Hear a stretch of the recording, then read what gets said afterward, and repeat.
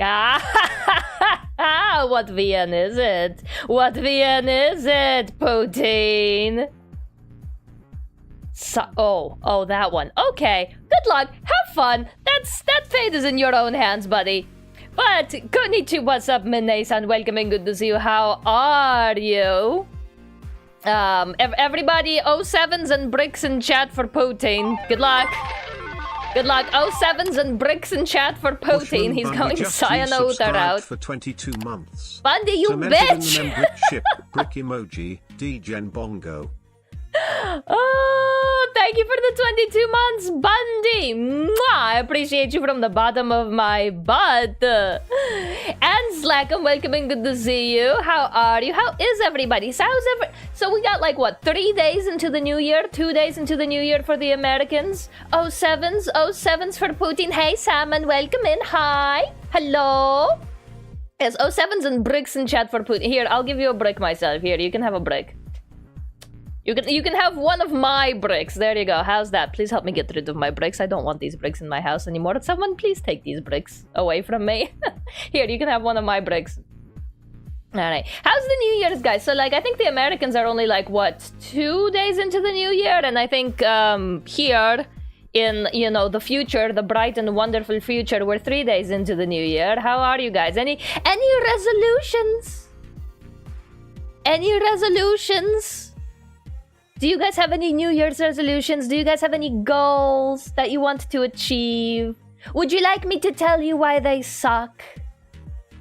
Because I have several pet peeves about New Year's resolutions, and I'm gonna pop off and I'm gonna tell you how to make good ones, because I've been looking at so many New Year's resolution streams recently. Like, I've been like popping in, be like, oh, what are you resolving to do? What are you resolving to do? And it's like, no one is setting themselves up for success. They're just kind of doing what they think they should be doing, and it's like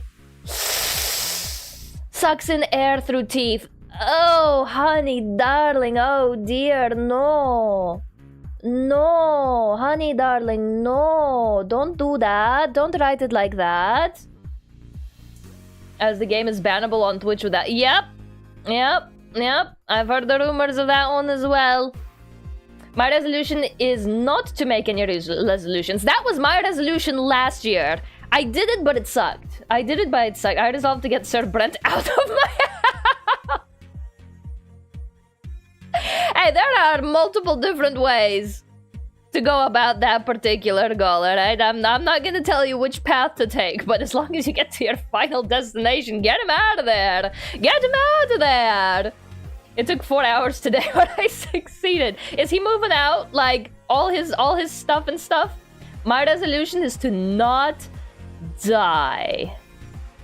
At least you're being realistic, I think, I hope, maybe. Among a couple of other basic things. Okay, so we got move a bitch out of the house, not die, and not make any resolutions. We're not really a go-get-em kind of bunch in chat, are we? Is now on his way to mine. Is your resolution also going to be to get him out of the house? So like every year, new friend has the same resolution: get Brenty boy out of the house. 2026 is our year to relax. Sure. You can do things though. I'ma do a lot of things. Cause so for like, okay, you guys know me. I'm uptight. I'm really uptight. I have my panties in a wad about everything all the time. If it's not going to plan, it's going to hell.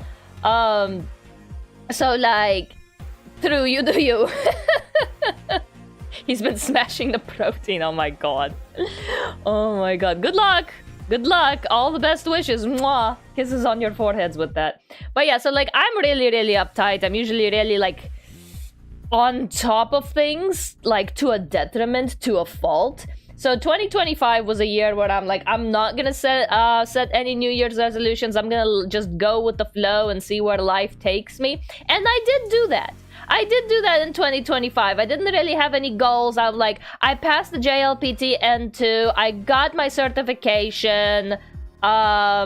I just kind of did stuff as they popped up, and I hated it. I hated it so much. I hated letting the reins go and they're letting life take me along with the flow. It bloody sucked, okay? No, I want to be in control. God should fear me, and that's the end of that, okay? I'm setting New Year's resolutions this year. I'm taking life, the bull by the horns. I guess life is a bull now, even though it's the year of the horse. Not my year. Not my year. She needs her schedule. I need my schedule, guys. Like, normal people, they get addicted to, like, cigarettes and alcohol and sugar. And yeah, I'm a little addicted to sugar. I get addicted to my schedule, all right? There's a fix. I go into withdrawal if I don't see my schedule for a long enough time. I actually go into withdrawals if I don't see my schedule for too long of an extended period of time. I don't know who your horse girl is. It's probably in your cell phone game or whatever. I am not a horse girl. I'm a boar, by the way. I am a boar. I'm a ferocious wild pig, apparently. I'm not even a horse girl. It's not my year. Not my year. My year was like a couple of years ago. Board is past for a while.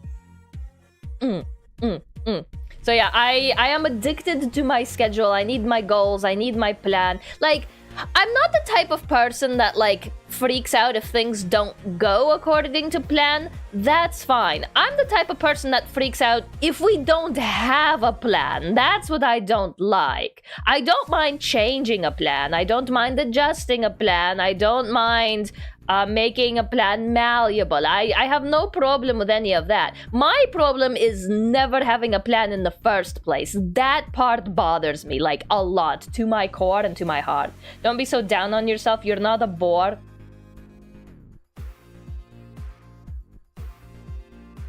I wish I had a stream ending screen. I don't. I have a starting soon screen, and that's about it. I don't even have a stream ending screen for that to pan out. I have this.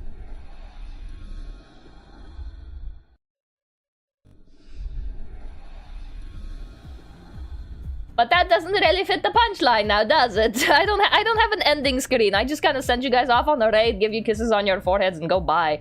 I never really felt the need to have an ending screen. At least not on my streams, because, like, ending screens usually just kind of quiet as you wait for the raid to take off. I just shout for like 2 minutes and then be like, woo, off you guys go on a raid. Thank you. I think I just thought of a resolution. Good. Good, and I'll tell you if it's a good one or not. I resolved to leave more people speechless with puns. Ooh, wabam! And there's an error, a sin on step number 1 of my goal-making plan today. There are 4, well, maybe not 4 steps, but like 4 tips that people often get wrong about goal setting.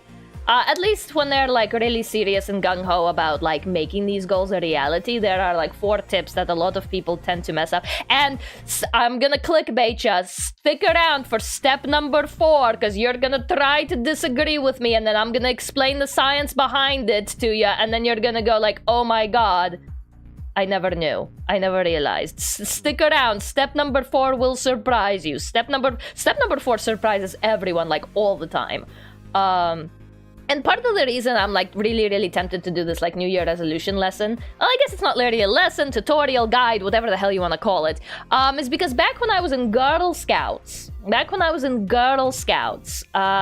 we did like a little goal setting seminar, you know, because Girl Scouts are really like this empower girls, be independent, be a leader kind of vibe, right? But I wasn't like a Girl Scout in Girl Scouts. I was like a counselor in Girl Scouts. I was never like the student. I was like the director, the program manager, well, not the manager. I was like one of the program overseers, let's say it that way. And in Girl Scouts, when we did like the summer camp thing, we did like a unit on little goal setting, right? And that's what they kind of gave me the seminar on what to teach the girls, right? And they're like, you should do this, you should do that, and in order to maximize the results and blah blah blah. Join her Discord to see the 5 simple tips to make a goal. Bundy! Like we wouldn't just disagree with science on principle. Oh, you're right. That's on me. I should have known better than to use logic. That one's on me. My bad. My B. Sorry. Oopsie poopsie. Oopsie doopsie. Right. So I am kind of like not trained professionally, but like I did get like a rundown from professionals about, you know, how to set goals and how to like actually follow through with them. Sign up on her email list to get the other 5. Oh my god. I don't even have an email. Nobody email me, dear god. Nobody freaking email me ever, please, for the love of god. I do not read that stuff. Well, I read the important stuff, but the last thing I want is like my streamer stuff to be in my email. I don't want that. Keep it in the Discord. Keep it in the Discord. I'll throw a science bottle at you. One that explodes with like, you know, alcohol and flame in it. That's science. That's a chemical reaction. Sure, that's science. Wait, today's stream is probably gonna be a little bit on the shorter side. Probably maybe, what, like an hour and a half? I'm aiming for an hour and a half. If it goes a little over than that, that's fine. But the aim is at least a little hour and a half, a little tutorial on New Year's resolutions and stuff. Well, it's not really New Year's resolutions specifically. It's just kind of goal setting in general. But like, when do people most often set goals? And it's like at New Year's, right? 90%, 98% sulfuric in a bottle will sort out most of your projectile needs. I'm not arguing with that logic. Typical short stream. Listen, I say it's an hour and a half. It's probably gonna end up being 3. The last time I tried to do a 4-hour stream, we ended up having 6. One time I tried to do a 3-hour stream, we ended up staying for 7.5. I am terrible at judging how long my streams are going to go, how much we're gonna yap, how much we're gonna go on a tangent, how much progress will get done on stream. Spoiler alert, it's usually none. Alright, but shall we get into the 4 tips on how to set goals? And then I guess at the end of stream, you guys can help me make my New Year's resolutions as well. Because like, I have a vague idea of what I want to do for New Year's resolutions as far as streaming goes. But like, well, in life and in art. I know exactly what I want to do in life and in art. But like, as far as streaming goes, I kind of want your guys' input. I want your guys' input on what we should do, like on this channel, on YouTube, perhaps YouTube Shorts. I don't know. So I want to know. I want to pick your guys' brains a little bit, if you have any in there, and see what you guys are up to. All right. Resolution 1: Rita needs to remember things without needing me to remember. Bundy, those are your things. Bundy, those are your things. Those are your responsibilities. That's your shit. You remember your own shit, okay? I just do the actions, okay? I remember my own stuff. Start an email list. What even is an email, like, list? What even, like, do I just have, like, a list of emails that I send out messages to? How is that different from Twitter? Hello, Endowed there, Opulence. Welcome and good to see you. How are you? A list of people you email. So is this just like one of those mass send-outs things? It's what I do for work. Oh, okay. I'll let Putin do that then. But Putin can be my email list guy, person, thing. I'll let him do that. He knows what he's doing. But yeah, it's an automated email list. Do you guys even want emails from me? Like, what would I even send you guys? I'll just email you like a picture of a brick every week. Actually,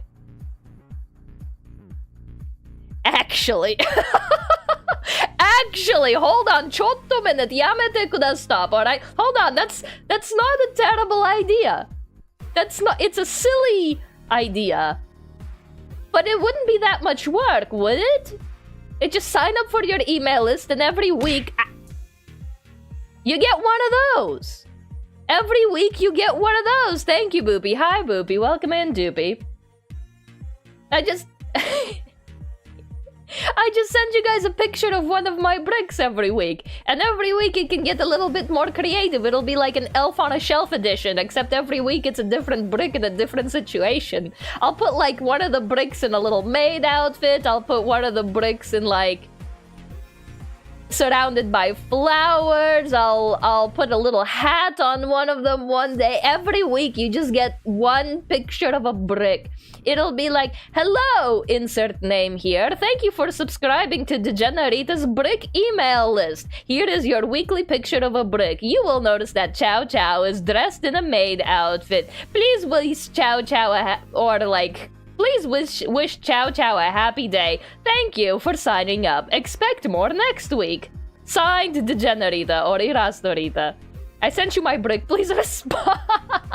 More mail in my spam folder. You're not gonna whitelist me? You're not gonna whitelist my bricks? Bundy, how could you? You're not even gonna whitelist my bricks. I'm hurt. My feelings, they're in the gutter. Wow, Bundy broke my heart. Bundy just broke my heart. He wouldn't even whitelist my bricks. My god, what an evil man. Oh yeah, alright, so let's get this WIP. By the way, this is gonna be a big project, this Altus visual novel thing. Expect whips of this thing for the next 2 months. This is a big project. It'll be like a new line of bricky action dolls. Hi, Dennis. Welcome in. Good to see ya. Classic Bundy maneuver. Is this the same brick every week in different outfits or different? I have 10 bricks. We can cycle them out. I have 10 bricks. They all have names. We can cycle them out. Joke's on you. I have no resolutions. You guys are just not go-getters. I see that my chat is just giving up on life and that their only resolution is just to be alive, if that. You guys are just not go-getters. All right, let's get this out of here. That's gonna be a big project. Oh, before we start, I wanna show off something. Holy moly, this was... Where was it? I want to show off a picture I did recently, because goddamn, this took forever, and it's... Mwah! Konnichiwa! Welcome in! I only follow Freaky. Good to see you. Ooh, I have been dubbed as Freaky. Heck yeah. Oh, what an honor. Thank you. Oh, my expectations are low. Yeah. I can see why. Alright, where is it? Where is it? There it is. Alright. Before we start, I want to show this. I want to show this background off. Like, hello? I cooked. I freaking cooked this background for Rizar. Holy moly. I think this is my best background piece today. I just want to show this off. By the way, this is the reason this stream got postponed until today, is because originally this stream was supposed to be on December 31st.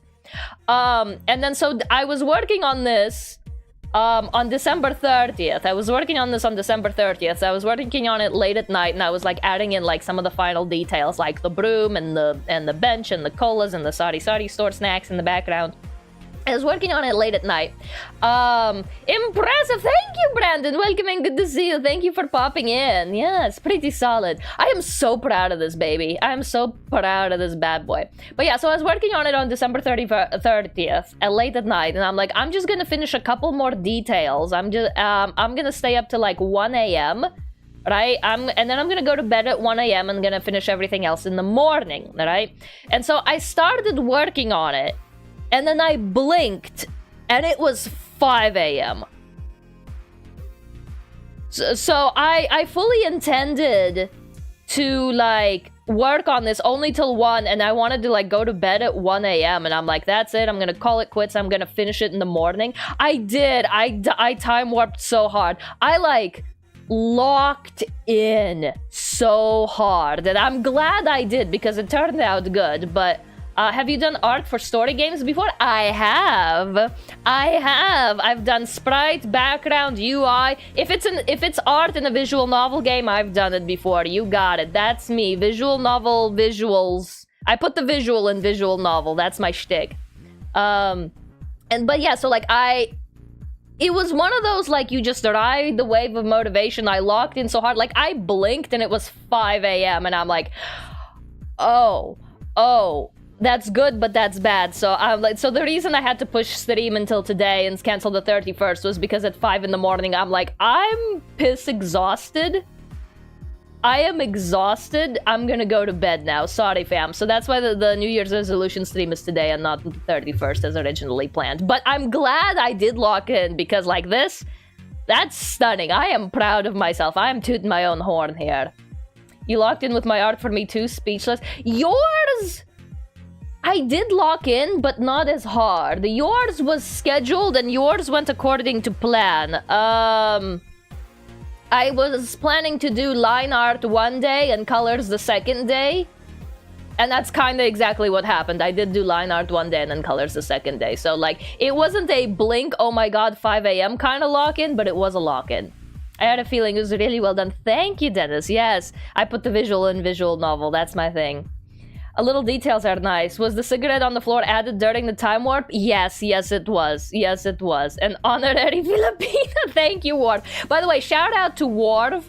Warvester, best mod ever. He's the one that like helped me gather all of the references for that background because I'm like, what in the world is a karaoke sakanto and like what in the world is a sari sari store? And then like he came in clutch with all of these references and he's like, this is it and this is that and this is everything. Oh my god, thank you, Warv. Thank you, Warv. Oh, Rita doesn't lock in for me. It was a lock-in, but it was a different lock. It was like a padlock. It was a padlock in. How long did you spend on that background? Do you want the answer in hours or in days? Do you want the answer in hours or in days? Because days, it took 3 full days. But over the course of 2 half days and 2 full days. In seconds, screw you. Also, 7 stream streak. I think Putin also had a 7 stream streak. Heck yeah, go Putin, go Warf. Thank you. You show up to more of my streams than I do. In hours, that background took about... Hold on, let me do math. 35? Somewhere in the mid-30s. That background took her somewhere in the mid-30s. Yes. I think the details took up most of the... Like, because like the sketch went relatively quickly. I think it was just rendering all of the wood textures and the cement textures and the textures and the textures and the textures. Those are the ones that took the longest time. So I'm gonna go in the mid-30s, anywhere from 30 to 40 hours, somewhere in that range. Including the sketching and the perspective. The perspective kicked my ass, by the way. Hold on. Let's take a look at that again. Yeah, so the perspective kicked my ass. 126,000-ish. Thank you, Slackum. Well, thank you. I'm glad I have calculators. Yeah, because I didn't want to do, like, a, straight... face head-on front camera view because I think those are dull and boring and like they're not much of a challenge, right? So I decided to torture myself and rotate it slightly. So it is at a bit of an angle to make it a little bit more interesting. So the perspective kind of kicked my ass because you have the buildings going this way, you have windows going this way, and then you have all of these bullshit little grates. And for the longest time, I could not get the lines to look right because they were like off angle or whatever. So all of these like little grates and lines that are, oh my god, this bench. I hate this bench in particular. So lighting up all the lines in perspective was not the bee's knees on this particular art project. It was not the bee's knees. Let's put it that way. Honestly, give me the same amount of time and I might have figured out the color for the floor. Brushes. I'm telling you, Clip Studio brushes. So good. Can't argue with the results. Exactly. You can't argue with the results. Thank you. Clip Studio texture brushes, my life, my savior. I will spread my legs for the asset store. By the way, don't forget your Clippy points. Don't forget your login Clippy points. I'm almost done with mine. I almost have my full 200. I think I get my last Clippy points tomorrow. If you have Clip Studio, get your Clippy points for the asset store because I buy so many 3D tools off of the asset store. All right, I just need one more tomorrow. Yippee! Me too. It's in the God calendar. That's what I say. It's addicted. Mine expired. See, usually when I get the email for saying that like your Clippy points are about to expire, I just go into the asset store and start downloading everything that looks interesting, even if I don't think I'll use it. I ended up using so many of those things. I just do like a massive download of all of the things that I'm like, oh, that's cool, that's nifty, I might use that, and I just start yoinky doinking it. Most of my points go to like 3D models, especially for like buildings and items that I might draw in the future. What's a day or two of timeless psychosis if it's for art? True. I mean, everybody's got to have a hobby where you just like forget time exists for a while, right? And then you go a little bit beyond that into an actual psychosis. でしょ? だよね? But that was a good art goal. One of my art goals was like to finish that before the new year. So that's why I was like, oh my god, I gotta stay up till 5 a.m. to finish it. But yeah. Anyway, that was a tangent and a half. That was a secant, a cosine, or whatever math cotangent stuff you want to go off of. So that was the goal, is to finish it on the 31st. So which is why the resolution got moved to today. I have only one goal for this year. Oh yeah? Survive? One finished piece a month for every month. That's a good one. That's a really good one. You know what you could do? You could make a calendar. You could make a calendar out of those 12 pieces. Alright. I want to be realistic. Ooh, that's also part of the steps. Very nice. Very nice. Alright, let's see. Do I have a fun pen that I can use? Do I have like a calligraphy pen?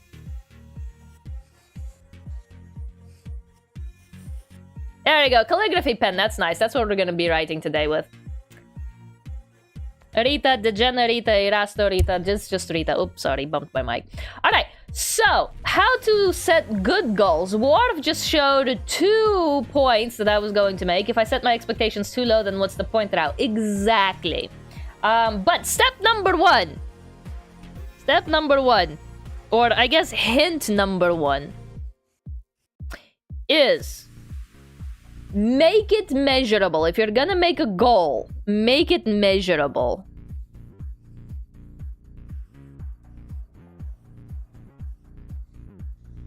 Honestly, with a calligraphy pen, anybody's ass handwriting can look really nice. Make it measurable, right? So, like, you gotta put a number on your goal. Whatever your resolution is, whatever you want to set out to do that year, you wanna have a way to track it. I have been like, I'm a nosy little brat, okay? I'm a nosy little bitch that likes to like sniff around and snoop around into people's who's a what's its and whatnot. And I've been to you know, I'm a nosy little brat. I'm a nosy little rat, like streamer, like chat. And I've been snooping around in some people's New Year's resolution streams, especially, and like, not just people I follow, but like a couple of new people as well, where well, not people, but VTubers specifically. I've just been kind of looking at New Year's resolution streams, a bunch of VTubers, like even ones that I don't even really watch or know about. I just kind of popped in to see what they were doing. And a lot of them, like one of the biggest sins is that like most of their goals are not measurable, right? They'll have goals like, get better at Japanese, or get better at drawing, or exercise more. And it's like, okay, that's a great start and that's a great concept for a goal, but that's not really like a good goal. Get so good at Japanese that I can understand anime without subtitles. I can understand anime with Japanese subtitles. So if there's like kanji and furigana at the bottom, I can understand Japanese anime with Japanese subtitles. Without any subtitles, that one's still a little hard for me at the moment. But I think with Japanese subtitles, I also get like reading practice in there as well. It's kind of like a 2-for-1, so I'm like, I'm happy here. But yeah, so like a lot of people, like their goals are not really measurable, right? I just want to be good enough at Japanese to order food. You don't need any Japanese to do that in Tokyo. You just point at the pictures. You just point at the pictures. Like, let's be real. You're not going to any restaurants where the menu doesn't have pictures. You're not brave enough for that. but I want to speak to them. Yeah, just make friendly noises. They'll look at you like a cute little lost dog. You'll be fine. Yeah, so a lot of people are like, I want to do better, I want to do more, but they never specify, like, how much. I thought the reading was generally harder. I mean, with the kanji, yeah, if you don't know your kanji, or if you're not fast at reading your kanji, it is difficult. But, like, when you're watching anime, I guess, when you're listening to them speak and reading the same thing at the same time, you kind of get, like, a little 2-for-1 practice. And I think that it's kind of fun, especially when you get up to, like, my N2 level. You get a little double whammy practice there. But yeah, reading is hard. Well, reading's not hard, it just takes time, especially if you want to, like, sit down and parse the kanji. Because Japanese grammar is very simple, actually. It's not easy, but it is simple.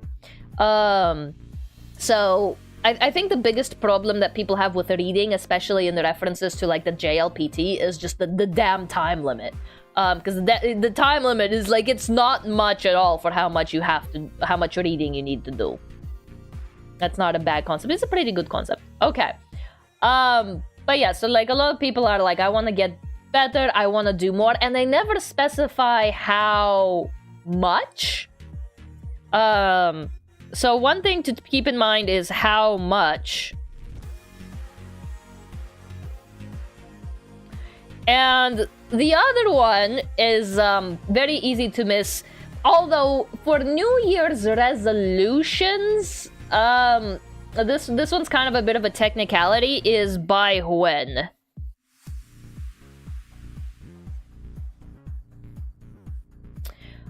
So how much and by when? Like, usually for the New Year's resolutions, a lot of goals are kind of like by the end of the year, right? So that one's kind of taken care of most of the time. But, like, how much? So if you want to get better in Japanese, for example, you might use the JLPT as, like, a basis. Like, I want to pass N3 this year, or I want to pass N2 this year. So with that I don't know how often the JLPT is administered in your countries, but in Japan it's administered twice a year, once in July and once in December. So now you have a how much and a by when. So how much, I want to do N2 level or N3 level or whatever level you're on. By when, it's either July or December. So that one's taken care of. And if you're not keen on taking the JLPT, you can still put a number on pretty much any goal ever. Even if it's like an emotional goal, you can still put a number on things. I know I'm a math major and I'm a little bit biased on stuff like that, but, like, put a fucking number on it. Put a damn number on it, okay? So, like, even if you're not doing, like, JLPT, for language, you can go, like, I want to learn 1 kanji per day. Which I actually have been doing. I introduce 1 new kanji into my flashcards every day. It's not a lot, but, you know, over the course of a year, that's 365 new kanji. Well, like, it's more like 360 because I have, like, little vacation days up there, but that's like 360 kanji a day. And the thing is, like, I repeat them over and over and over again. So it's not like I learn them and then I'm done. It's like I learn them and they get repeated and they get repeated and they get repeated. Care package, thank you. Do I want to save this? Sure, I'll save it. Goals. Alright, stretch! Ooh. That was a sternum pop. I don't know if you could hear that one. That was a sternum stretch. Oh, and everybody take a sip of water. Make sure you hydrate that cry right, because we're gonna have a little bit of a cry right with our New Year's resolutions. Nice pop! Did you hear it? Did the mic pick it? Nice. Nice. But yeah, so, like, a little bit. Ooh. Ooh. My mic wasn't even that close to my chest. I guess mic can get closer to booba at some point. I imagine it was louder. I mean, it was inside my body, so it echoed inside my ears. I heard it loud and clear. I don't know about you guys.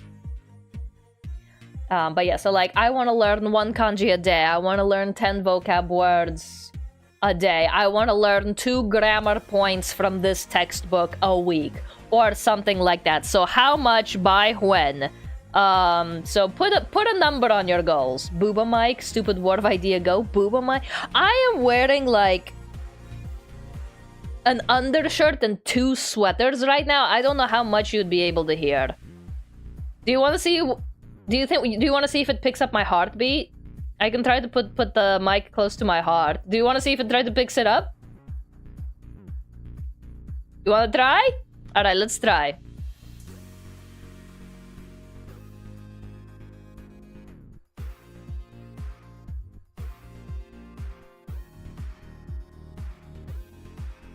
Hold on, let me turn the background music off.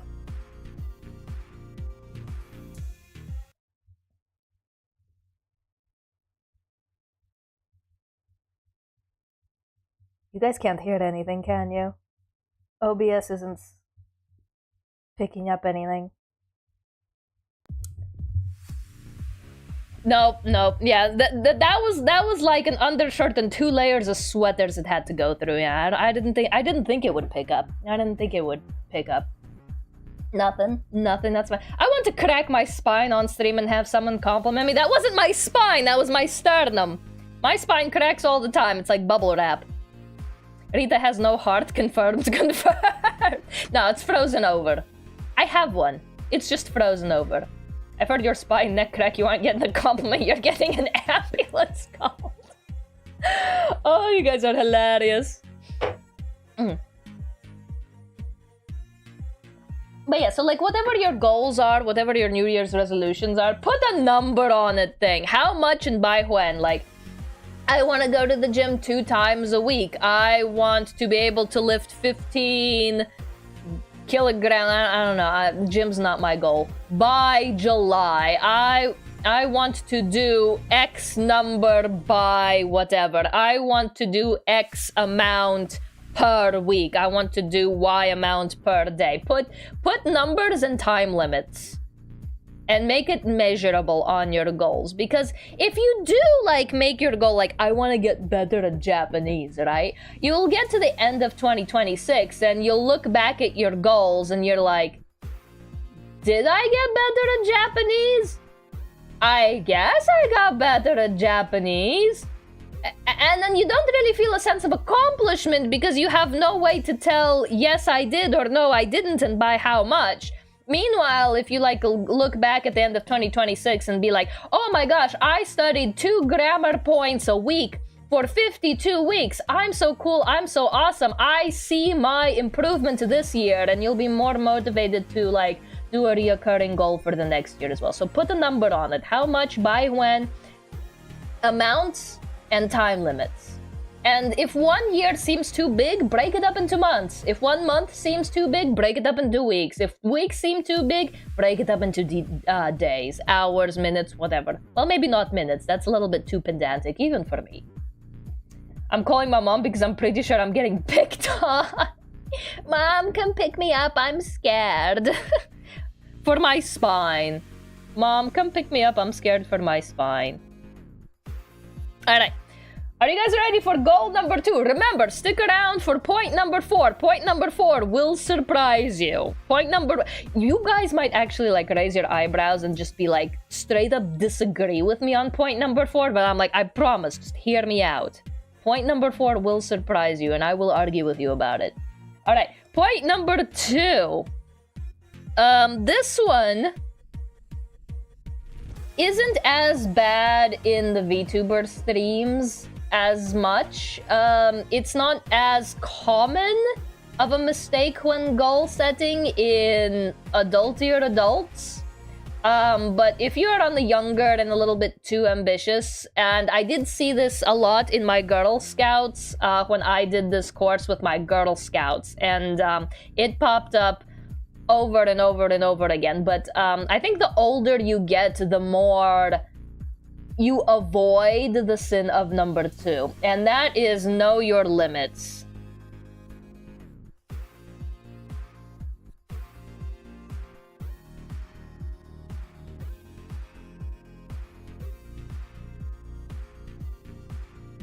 That is know your limits. My goal is not to get my ass kicked by Salmon's mom for 3 months.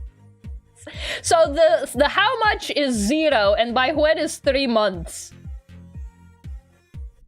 I missed an O in there, that's fine. Okay, good, you put a number on it. That's really, really good. Your number is 0 and your by when is 3 months. Very good, Slackum. Very nice, you're learning. That's good, very good. Pats on your forehead. Pats on your head. You're getting it. But know your limits for number 2. Know your limits for number 2. There you go. And this is more along the lines of knowing when life is gonna get you like in the way. In particular with the Girl Scouts, like a lot of the girls got sent to that program because they were either like high in academia or they were like sports stars on their local sports clubs or whatever. I am limitless anime logic. I don't think the power of friendship is gonna pay the bills, you know? Like, power of friendship is nice and all, but you know, it doesn't pay for your electric heating or your gas. No, I know. If only the power of friendship could pay for my gas and my rent, I'd be homeless and in debt. Hello, Guinjiang. But they have the power of God and anime on the side. It's like, listen, if God paid rent, a bitch might kneel and pray, alright? Good God doesn't pay rent. But this one in particular is even when you have like a how much and a by when, a lot of the girls, they're like, I'm gonna study for an hour every day, or I am going to practice basketball every day, or I am going to make like, I don't know, this is more of an artsy stuff, like I'm going to make 3 illustrations every month. And to that, like, I said, really? You're gonna study on your birthday? You're gonna study for an hour on Christmas? You're gonna study for an hour even on a day when you get sick? And then they kind of look at me and go like, well, maybe not on that day. Well, maybe not on Christmas. And then, well, maybe I'll give myself like a pass if I'm sick or something. And then that was kind of like, yeah, excuses. So like, I'm gonna start. So give yourself slack.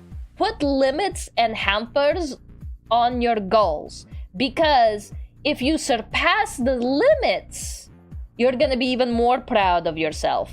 But if something comes along and say your grandma dies, or you get sick, or you have a birthday, or your family decides to go to Hawaii for a week, if something comes along, you have wiggle room for days or times that you're not working on your goal, where you can like put your goal down and think about life for a little bit. So that's point number 2, is knowing your limits, is like, give yourself wiggle room. Hold on, this is a big brush. Give yourself wiggle room.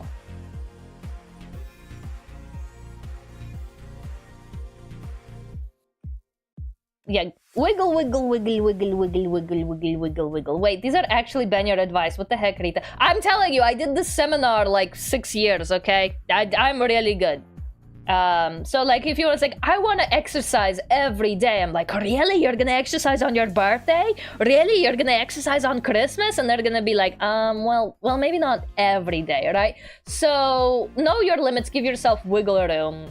So it's like, if you want to study for an hour every day, give it a little extra limit, like 4 to 5 days a week. That way you have a Saturday or a Sunday or an emergency little off day that you can take. So like, give yourself non-goal following time in case life gets in the way, because it will. And like I said, this is more of an issue with like some of the more younger, overly ambitious goal setters, rather than adults that know that life sucks and you're gonna have unexpected events and have plenty of experience with it. So I guess for an older audience, it's like, it's natural for you guys to kind of give yourself this little leeway here. But for the younger, more ambitious audience, I don't know if you're like younger than 25, be like, listen, give yourself rest days when you set your goals, because make a rest part of your goal, because you need it. It's not a reward, it's a part of the process. Make yourself rest days. Or rest time, I guess. I may be old, but I'm young at goals. It's a marathon, not a race kind of deal. Exactly. It's like, if you say, I'm gonna study for 7 hours a week, 1 hour every day, right? And then, whoops, there's a snow day and your power got cut or whatever, and you can't access your study materials off of your computer that day. If you miss that day, like, you're not gonna be as disappointed. Be like, well, if you like did only 5 hours a week, and be like, well, okay, I guess this is my little off day, right? I'll make up for it tomorrow. So like, give yourself a rest and also like make up time in case you do miss it, because like no one's gonna be in perfect health and in perfect conditions for all 365 days, especially like New Year's related. Thank you for the head pat. So give yourself the wiggle room, give yourself the rest time, because the rest is not a reward, it's a part of the process. And when you're making your schedule, or you're like laying out your year in the future, or you're laying out any kind of plan in the future, give yourself emergency, oh shit time. Like, oh hell, unforeseen circumstance time. Question for the teacher, should I raise my hand? Yes, Salmon. What is your question? What is your question? What is your question?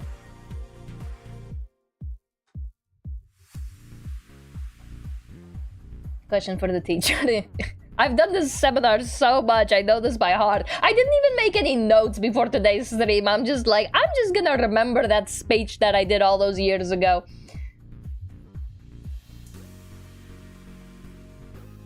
What is your question? Alright, let's set up number 3. That's an ugly 3. There we go, that's a pretty 3. What do you think is a healthy amount of study a week? Depends on what you're studying, first of all, because like studying math and studying a language are gonna have like a little bit more different study variables. I mean, like if you consider playing visual novels to study, to make visual novels study, which it can be, which is what I do, like that's also gonna be a little bit different. And also, like, I don't know how much you work, how much you don't work, how much off time, how much not work time you have. Like, I'll give you an example. Like, for me personally, 2 years ago, when I was studying for the JLPT, for the Japanese language test, proficiency test, 2 years ago, I had work. I worked, I think, 30 to 35 hours a week. And so on those weeks, I studied for, hold on, 1, 2, 3, 4, 5, 6.5 hours a week. So I gave myself a little half hour, but and those 6.5 hours were dedicated to be like 1 hour dedicated to reading, a half hour on Tuesday and a half hour on Thursday dedicated to grammar, and then I had like a half hour on Wednesday and a half hour on Friday dedicated to kanji and vocabulary. So it kind of depends on like what your schedule is right now without your goals, and where you can reasonably fit that study time in. Because I don't know, if you work like 80 hours a week, a healthy amount of study time might be like only an hour a week. But if you're like, you only work like 40 hours a week, that's still a lot. If you work 40 hours a week, you might be able to ramp that up to like 30 hours a week. So it also kind of depends on like what your life is like without any goals. Like just necessities. You gotta get up, you gotta go to work, you gotta go to bed, you gotta cook for yourself, you gotta eat, if working out is a thing that you do, you gotta work out. And then like, once you figure out like what you have to do, then you can find pockets in your routine where you can put that time into study or your goal or whatever else New Year resolution you might be setting. So kind of like figure out what your life looks like. Figure out what your life looks like, your entire life, like from baby to death. Figure out what your daily, like kind of, or weekly or even monthly routine. Like my life is chaos right now because I don't have a monthly routine. I don't have a daily routine because my job is just like all over the place. Luckily, good news, that might change in April. Root for me. So kind of like figure out what your life is like without your goals, find out where the pockets of time are, and put those goals into those pockets. Because kind of depending on your goals, some goals or some activities may require longer sit-down time, and some activities might require just a couple of seconds a day. For example, if you want to practice, I'm just gonna go back to studying Japanese and language study in general, because like I think it's just an easy and a very relatable goal for a lot of people. If you want to practice reading, you might be able, you should be able to like dedicate at least like a half hour to sit down, start the reading, finish the reading, quiz yourself on the reading, check the reading, and do a review. So like at least like a half hour. You're gonna need like a block slot to do that. Whereas studying kanji, little flashcards on an app, it's like, oh, I can do like 2 minutes here, I can do like a minute here, I can do like a little review before lunch for 2 minutes, and that like 2 minutes, they start to add up throughout the day, and you might do like 3 flashcards here, 4 flashcards over there, 10 flashcards here, and then throughout the day, by the end of the day, you might have already done like 60 flashcards. So flashcards are not an activity that requires a block of sit-down time. And those are the easiest ones to fit in through your day, especially if you have like apps or notes or other tools to help you just kind of like whip it out, do it real quick for a couple of seconds, and then put it back. And then other stuff like reading will require to like, all right, I gotta sit down, I gotta start this thing, I gotta do this thing, I gotta check, I gotta review, right? So it also kind of depends on like what exactly you're doing, what kind of activity you're doing, and like what kind of environment that activity needs. I think I just repeated myself there at least like 5 times, but with different words, but there you go, there you go, there you go. All right. Number 3, tip number 3. What are we doing for number 3? Number 3 is look at it. Number 3 is look at it.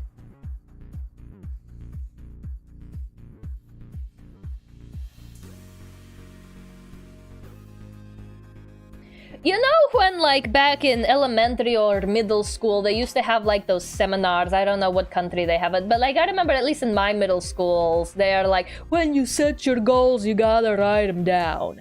Right? Write down your goals. Write down your goals. This is like the more improved version of write it down. Let's need a little more space here.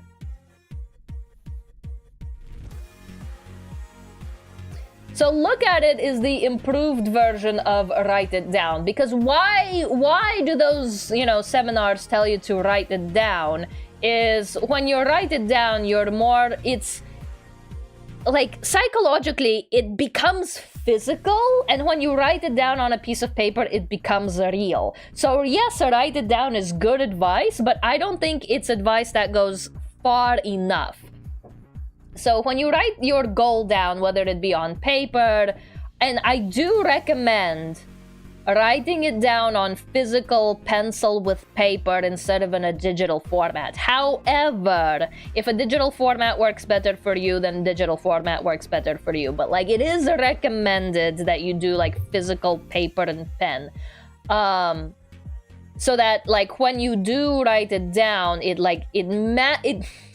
for lack of a better word, it like manifests itself into a reality, and you feel more obligated to do it because like, oh, now it's on paper, whoop, now it's official, whoop, now it's like real, right? You're using a different part of your brain while processing the same information. It really helps memorization. Yes, But that's not where I'm going. Like, that is 100% true and 100% correct, but that's not where I'm going. Now, the other reason they tell you to write it down is because those seminars used to be old. Those seminars are like before the age of computers and cell phones, and where you had your planner in your back pocket and the size of a credit card all the time, right? So write it down is basically step 1. But the main tip for number 3 is to look at it. Because if you see your goal written down every day, you're more likely to complete it. Because like, okay, so everybody sets like, okay, so pencils down, right? You set your goals in January, right? You're like, I'm gonna do this, I'm gonna do X, Y, Z, I'm gonna do blah.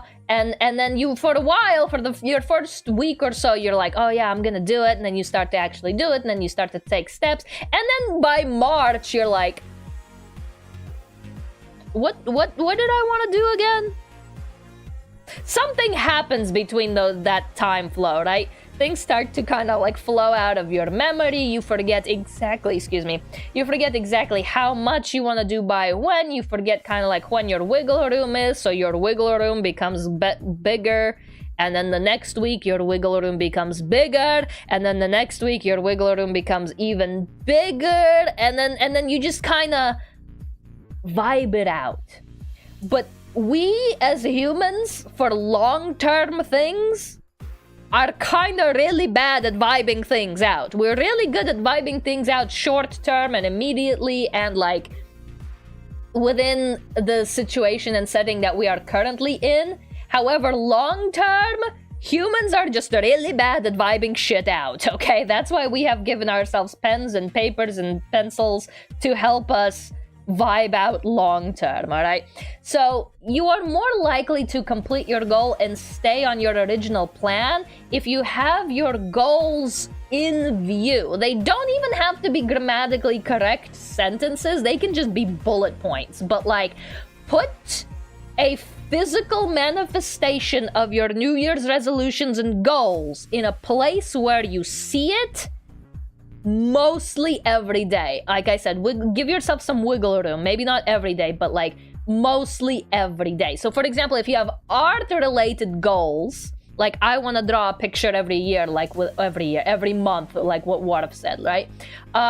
Make that goal, make one picture per month close to your drawing software or close to your art supplies. Like make a little canvas, make your backdrop, make one drawing per month, or put a sticky note next to your art supplies of make one drawing per month, right? For me, right, I am a schedule like addict, right? So all of my goals are in my Google Calendar, and the thing about Google Calendar is it allows you to repeat events and it allows you to pre-plan events. So even if I have goals that are like scheduled for September, I can write them into September. And then when I do get to September, I'll see them and then I'll make them real. Yes, Salmon, I see your hand raised. Stupid Worf idea done. All right, enjoy your lurk. Thank you, Worf. What'd you do? I don't know if I can show that on stream, but that's beautiful, wonderful. I love it. Thank you, Worf. I love it. Now, if only if it was audible. God, I wish I was a mic. You know, do you ever wish you were a microphone? Do you ever wish you were a microphone? I wish I was a microphone. I wish I was my own microphone sometimes. Yes. Thank you, Warvister. Enjoy your lurk. Thank you, Warv. That was a good manifestation, a good little doodle. I don't have a question, just getting ready to slap Slackum for looking at photos of my mom. Slapping is allowed in class. You are allowed to slap in class, just make sure you have enough to share with everybody. That's the rule of Rita Sensei's classroom. If you're gonna slap somebody, make sure... There you go. Thank you, and we shared enough for everybody. Okay, done with January, next month can't come soon enough.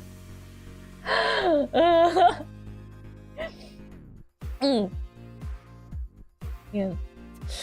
Well, bricks for everybody. Just make sure you have enough to share. But yeah, so like give yourselves a reminder. So like that's the look at it part. That's the write it down part, is like put reminders into your environment about what your goals are and when you want to achieve them by. So like if you have art related goals, put it next to your art supplies. If you have language study goals, where do you usually study your language? If is it at your desk? Is it behind your kitchen table? Whatever that environment is that you see often, put a sticky note there. Put a reminder there. I look at my Google Calendar every damn day. So my goals are all written and color-coded in my Google Calendar. Whenever I make my New Year's resolutions, all of my goals, it's all in there. It's color-coded. I have reminders. I have reminders in there so that when I like wake up in the morning and I go through my daily routine, at some point in that day, I will see the words reminding me to take action towards my goal, right? Because if you wake up and you don't see it, you're gonna have this like, what did I want to do again moment in March, where you forget that you ever even set your New Year's resolution. So like, number 3 is look at it. Put your goal in writing. Or it can be in hieroglyphs, in pictures or whatever. Like it can be a little doodle of a rat on a sticky note next to your art table. Be like, oh yeah, I'm supposed to draw a picture every month.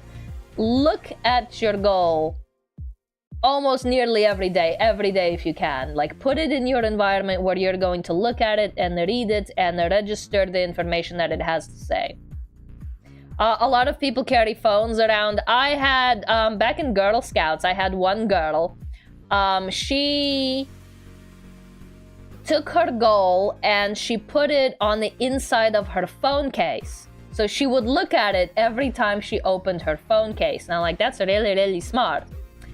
And then I had another girl who's like, oh, that's a great idea. And she wanted to copy it, but her phone case had like these little pockets for like credit cards or whatever. I think she had like her friend, like it was trendy back then to have like business cards.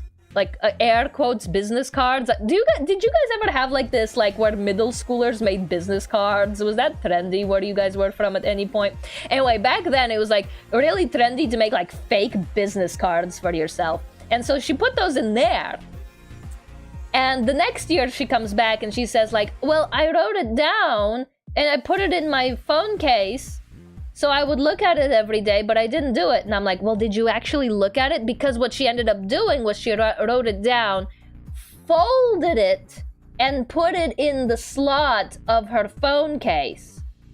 So even though it was where she would see it every day, she didn't actually see it every day because it was folded and tucked in to her phone case. So she didn't actually read it.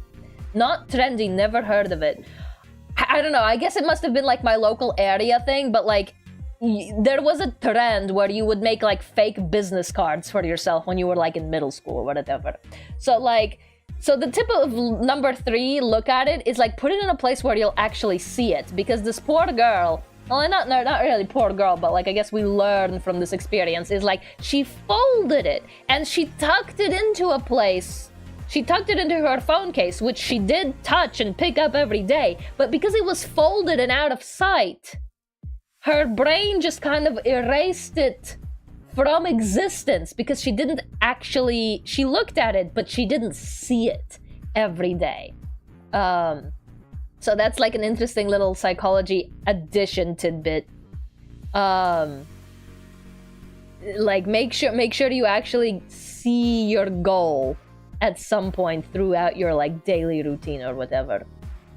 So number 3 is an interesting one because there are like so many different ways to go about it. Depending on what your goal is. Again, for me, I'm a cheater. My entire life is in my Google Calendar. I always look at my Google Calendar, so I just put all of my goals in my Google Calendar. Imagine making resolutions instead of just letting the world curb stomp you constantly. I did that last year. I hated it. And now I'm angry at God and he's gonna pay for it this year.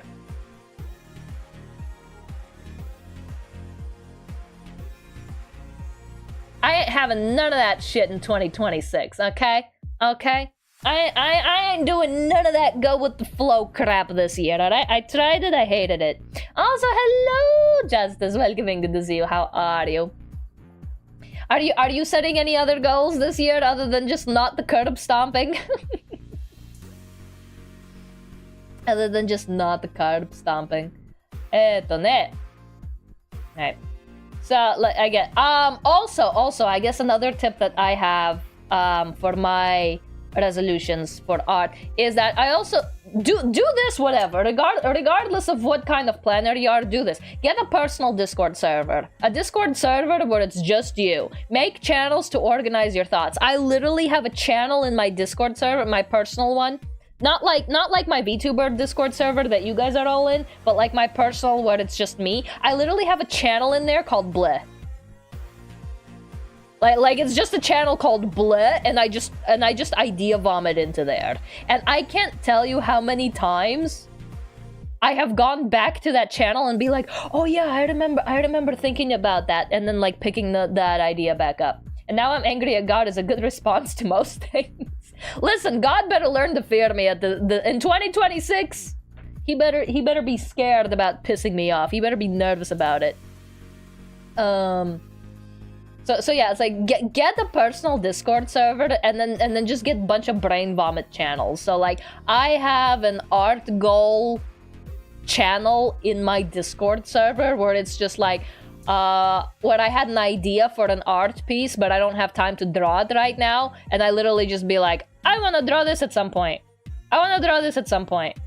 I want to draw this at some point. And then when I'm like sitting there with like art block, be like, I want to draw, but I don't know what to draw. I'll just go back to that channel and be like, oh yeah, I wanted to draw that at some point, and then I'll actually do it. Rita said I'm transcending God this year. Yeah. Oh, I have one for art and stream ideas where I just dump them there and leave whip. Yeah, I should start one for stream ideas.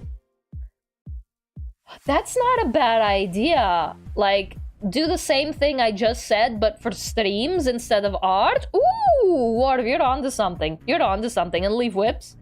Yeah, I also post whips into that channel so that, like, if I'm on the go and I have, like, a minute to kind of, like, think about art, I'll just open up my whips channel and look at something that I'm currently working on and be like, oh, yeah, maybe when I get back, I'll, like, increase the saturation or something like that. So that, like, I'll have a fresh eye when I'm, like, on a bus or something. I'll be looking at it in a different environment. I finished this game, time to start the sequel, or play this when I get back. Yeah. Or I want to do a nail painting stream at some point. I want to get, like, those tips, and I want to do design on tips, and I want to do a nail painting hand cam at some point. I'm still waiting for, like, my nails to heal after the soft gel ones pretty much ripped off. So I'm still waiting, so it's not going to be for a while, but like once my nails heal, I want to do a nail painting hand cam. Nail brick painting stream. I'm going to paint the bricks nails. Ew, brick nails. That is a disturbing concept. Very much a disturbing concept. This year is already starting off better because I have now gotten back on testosterone. I also really got my nose pierced, so I'm having fun. Heck yeah. Heck yeah. Were those actual goals and resolutions from last year? Are those actual resolutions from last year? Alright, so number 3 is look at it. Put your goal, physically manifest it into a place and an environment where you encounter and actually see it every day. And you are going to like actually just genuinely be more likely to complete it. The ideas channel can also contain links to whole Google Drive folders. I like scalability. That too. I don't like using Google Drive. I hate Google Drive with a passion. I only use it out of necessity or to pass on files to other people. I will store my files locally or literally anywhere else other than Google Drive unless it's an absolute necessity. Or unless I need to like pass files between computers. Alright, number 4. Are you guys ready for number 4? You guys are gonna be like, what the hell? Rita, you're crazy. Are they harvesting it for AI now? No! I just find it inconvenient to use. I mean, I wouldn't be surprised if they did, but like, my beef with Google Drive is just the fact that it is Google Drive, period. Hello, Swifty! Welcome and good to see you. How are you? Are you ready to set some New Year's resolutions with me? Are you ready to hear me tell you why your resolutions are crap? I just remembered that I could do it now, not in the military anymore. Heck yeah. Heck yeah. Lurking for real, I need meta fruit. Ward! Oh my god, please take care of yourself. Please drink some water. Please, oh my gosh, Ward, please take care of yourself. Go! Shoo! Shoo! Shoo! Go do Ward things. You don't need to be here. Alright. Now, number 4. No. Ward! Go throw up more healthily. I don't know. Do it in the toilet, not on my stream, damn it. Damn you. Alright, number 4. You guys are actually not gonna believe this one, and it's counterintuitive, but bear with me, allow me to explain this one. Number 4 is don't tell anyone.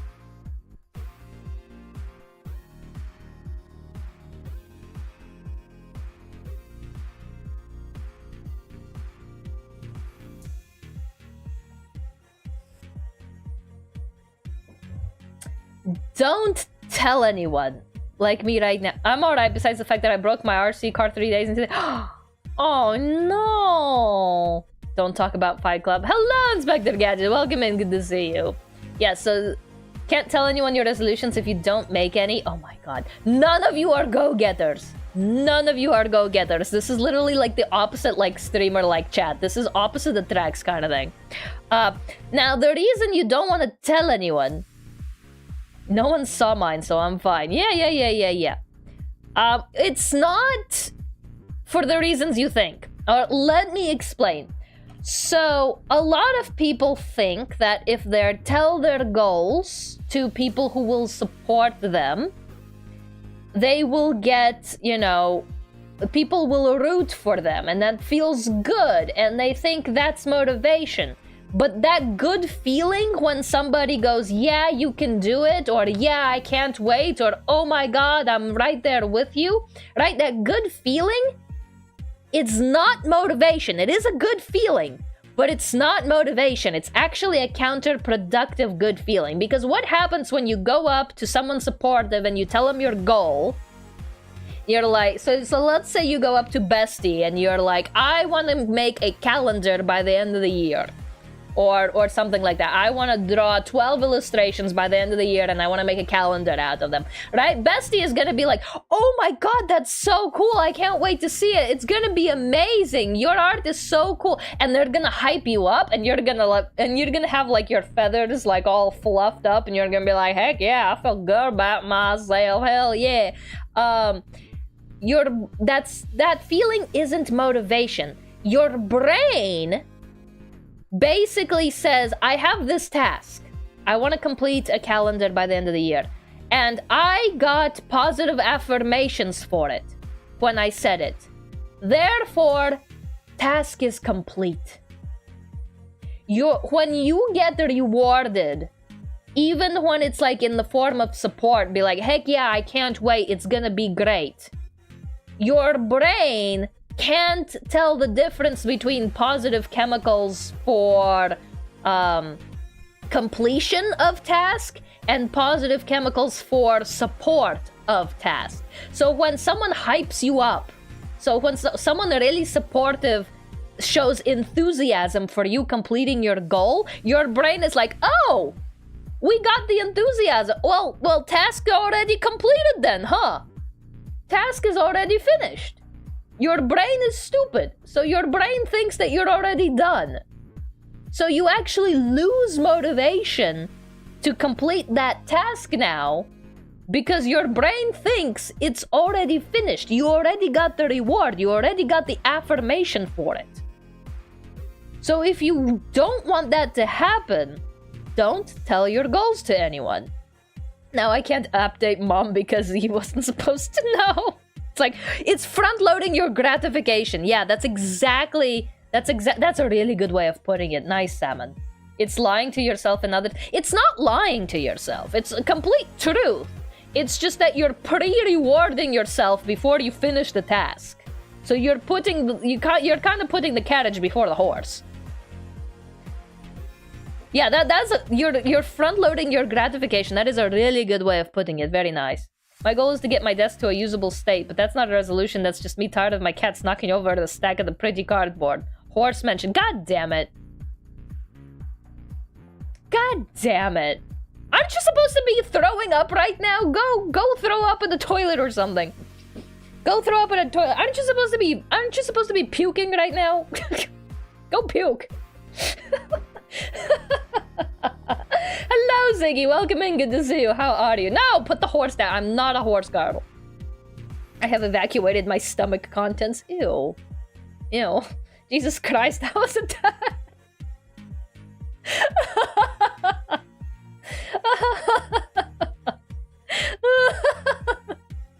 Oh, you guys are great.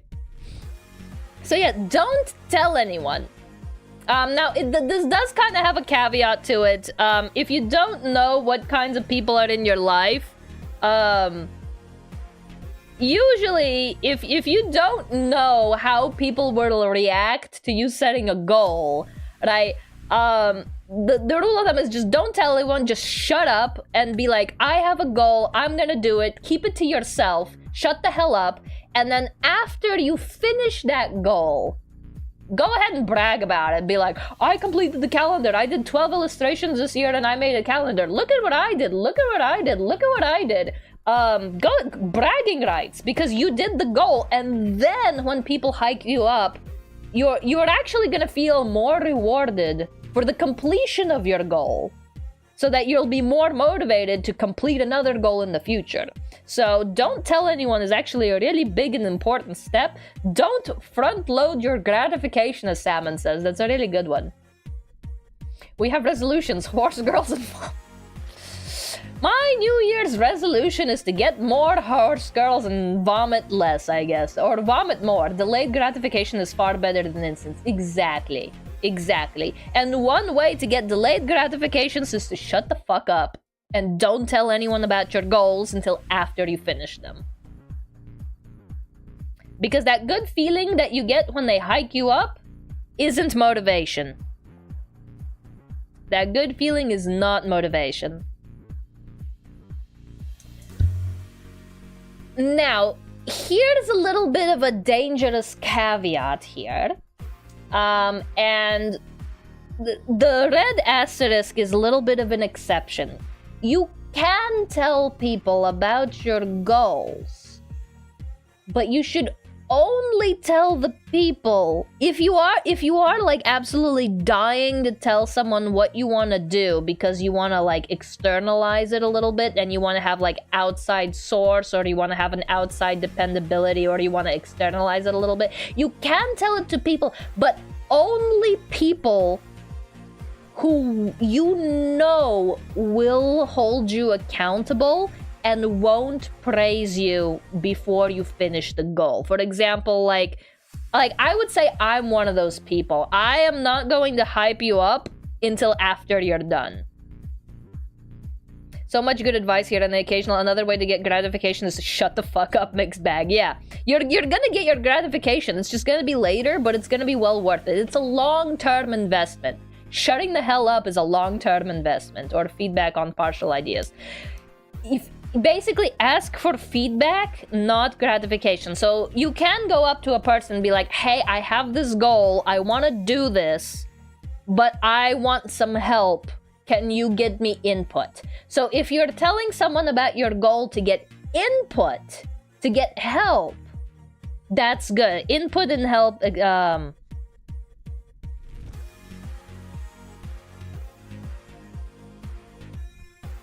excluded. Right? If you want to get some help, so like for example, like I want to make a visual novel and you've never coded it before, and you go up to a friend and be like, I want to make one. I know you have experience coding. Can you give me some tips? That's fine. Because then you're actually like talking to that person is part of the process of getting to your goal, right? So input and help excluded, because like a lot of goals, they can seem very lonely. It's like if you're going at it completely alone, that can make things a little bit more difficult. But if you are going to tell other people, try to choose the people in your life that are more strict with their support. And I'm not saying anything like against people who are very, peppy and supportive. I have nothing against them, but like in a strategic and a practical kind of way, those are the people you want to celebrate with, not the people you want to, do the journey with. It's kind of like a strategy of which friends and loved ones' personalities you want to include at which point in your goal journey. Or you could just start small and work up to it. I mean, yeah, but like that kind of depends on the goal. That's my secret, like all my ideas are partial ideas, yeah. Hey, that you remember that meme going around? It's like make it exist. You can make it perfect later, but just make it exist. Also a great strategy. But that also kind of depends on like what you're doing. I dropped my pen. Got it. Okay. I dropped the meme about his mom. I had the dumbest thought. Like, his mom doesn't have to be perfect. His mom just has to exist. You can make her perfect to like. I'm sorry. That was bad. You can make his mom perfect later. Just make her exist now.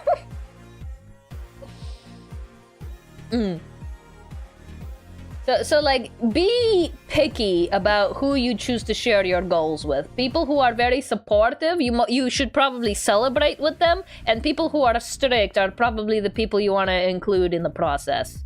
How the fuck did my mom get collateral? I've heard saying like that, if it works but doesn't look perfect, leave it alone since it works. Yeah, if it ain't broke, don't fix it. If it ain't broke, don't fix it, unless it's art, because aesthetics are a different ballgame. This was meant to be a safe space. Since when? I don't think I ever advertised my streams as a safe space. Not a bit. I've met this mom. I'm not risking telling her she isn't perfect.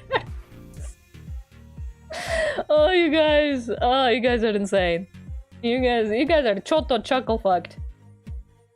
So those are like my 4 big tips. Like everybody, like most people know, be like divide and conquer, start small and build up. If it doesn't have to be perfect, just make it exist. You can make it perfect later. Like, those are the tips that a lot of people are familiar with, but like, these are the 4 tips that I see a lot of people kind of like shoot themselves in the foot with, or not set themselves up for success with. Like, they don't make their goals measurable. They just say, I want to get better at Japanese. I just want to get better at art, or whatever. And then they don't set themselves up for success with that. Did she just call us chuckle fucks? I did. You guys are chuckle fucks. Look at your faces. Like, you can't tell me that this isn't a chuckle fuck. I vote for Rita to have a TEDx talk on the... TEDx is... Aren't you supposed to be puking? Aren't you supposed to be puking? Extra large butt. TEDx is like... You basically pay to be on TEDx nowadays. It's not really an actual platform for intellectual discussion anymore. Extra, like, for the kind lady, I said I was done earlier. Go puke again, damn it. Alright. There you go.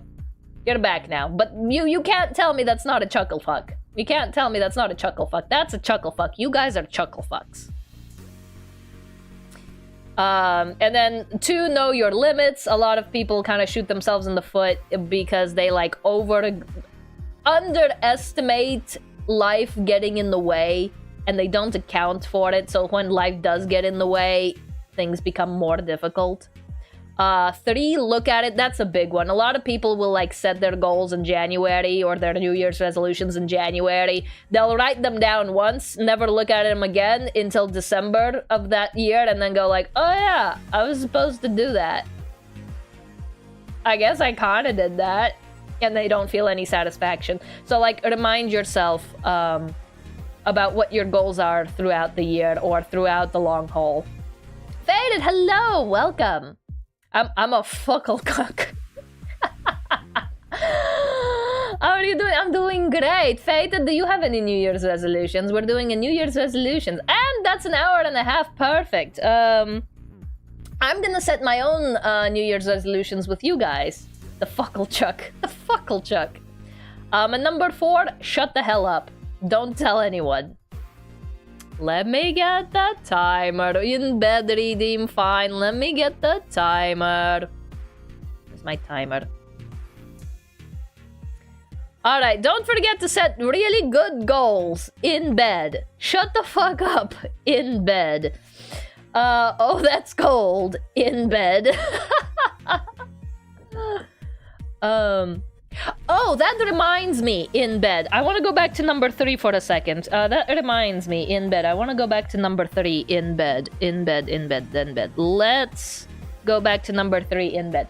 I did say in my Twitter post that I was gonna help make you go through with your New Year's resolutions in bed. And I actually have a plan for that, both for me and for you in bed. Step 1, Google SMART goals in bed. Step 2 to 4, trick your monkey brain into doing step 1 in bed. I don't like the SMART goal format in bed. It feels repetitive in bed and forced to follow an acronym in bed. I actually like SMART has a lot of the same principles in bed as what I said here today in bed, but SMART is just like, it feels too forced into an acronym in bed. It's not actually like tips that are, they're too abstract, let's say that way, in bed. The tips in SMART are a little too abstract in bed. I don't like the SMART in bed, Rita 2026 in bed. Alright, but anyway, going back to number 3 in bed. We're gonna go back to number 3 in bed. I did say that I was gonna help you guys, like, follow through with your New Year's resolutions in bed. And what I did was I actually scheduled, it's already in the God book in bed. Like, it's already written down in bed. And what I'm going to do is hold on, let me tell you, in bed. When is it in bed? Is it March in bed? April in bed. April. Alright, I actually scheduled streams throughout the year in bed to check up on New Year's resolutions in bed. So I will actually have a stream being like, hey, you remember those New Year's resolutions? How are they coming along in bed? And it'll be like a way to check myself in bed and check your progress in bed if you want to share it or whatever. So there's going to be progress checks in bed. I'm going to be checking how you're progressing in bed. Are you progressing real good in bed? Are you having good progress in bed?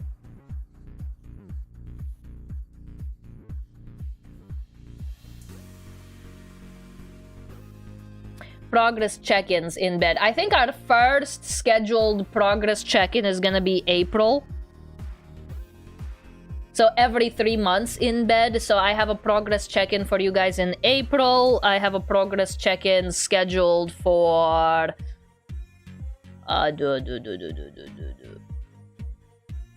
April, May, June, July in bed. Yeah, I have a progress check-in in July in bed, and I'm also gonna check your progress in October.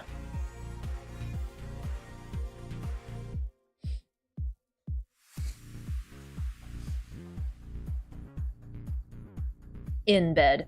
Do I need to spill the beans on my resolutions then in bed? You don't have to in bed, but like, I just want these streams to serve as a reminder in bed. Be like, hey, your New Year's resolutions, you remember those in bed? How are they coming along in bed? If you don't want to announce what they are in bed, because, you know, step 4, shut the fuck up in bed, You don't have to, but it'll just be like a for you to check in with yourself reminder in bed. But if you want to tell us, that's fine in bed. If you want to tell us what your resolutions are in bed, that's fine in bed. So sort of like an Alcoholics Anonymous for resolutions in bed? Yes. Yes, we're gonna be checking in on your progress in bed, on your New Year's resolutions in bed. I may share, yippee, and see how you're doing and what kind of progress you made in the last 3 months with whatever your goals were or are in bed. Once I flesh them out properly with numbers and whatnot. Yeah, in bed, yeah, put some values on there. Give yourself life happens wiggle room in there. Give yourself rest time in bed because, you know, rest is part of the process. It's not a reward in bed. So I will actually have like dedicated streams in April, July, and October in bed to be like, hey, you remember those in bed? How are they coming along in bed? So they're already written down in the God book, so I will not forget in bed. If it's in the God schedule, it's getting done in bed. We'll make sure not to front load your gratification by calling you dumb no matter how good your goals are in bed. Hey, you don't have to insult them in bed.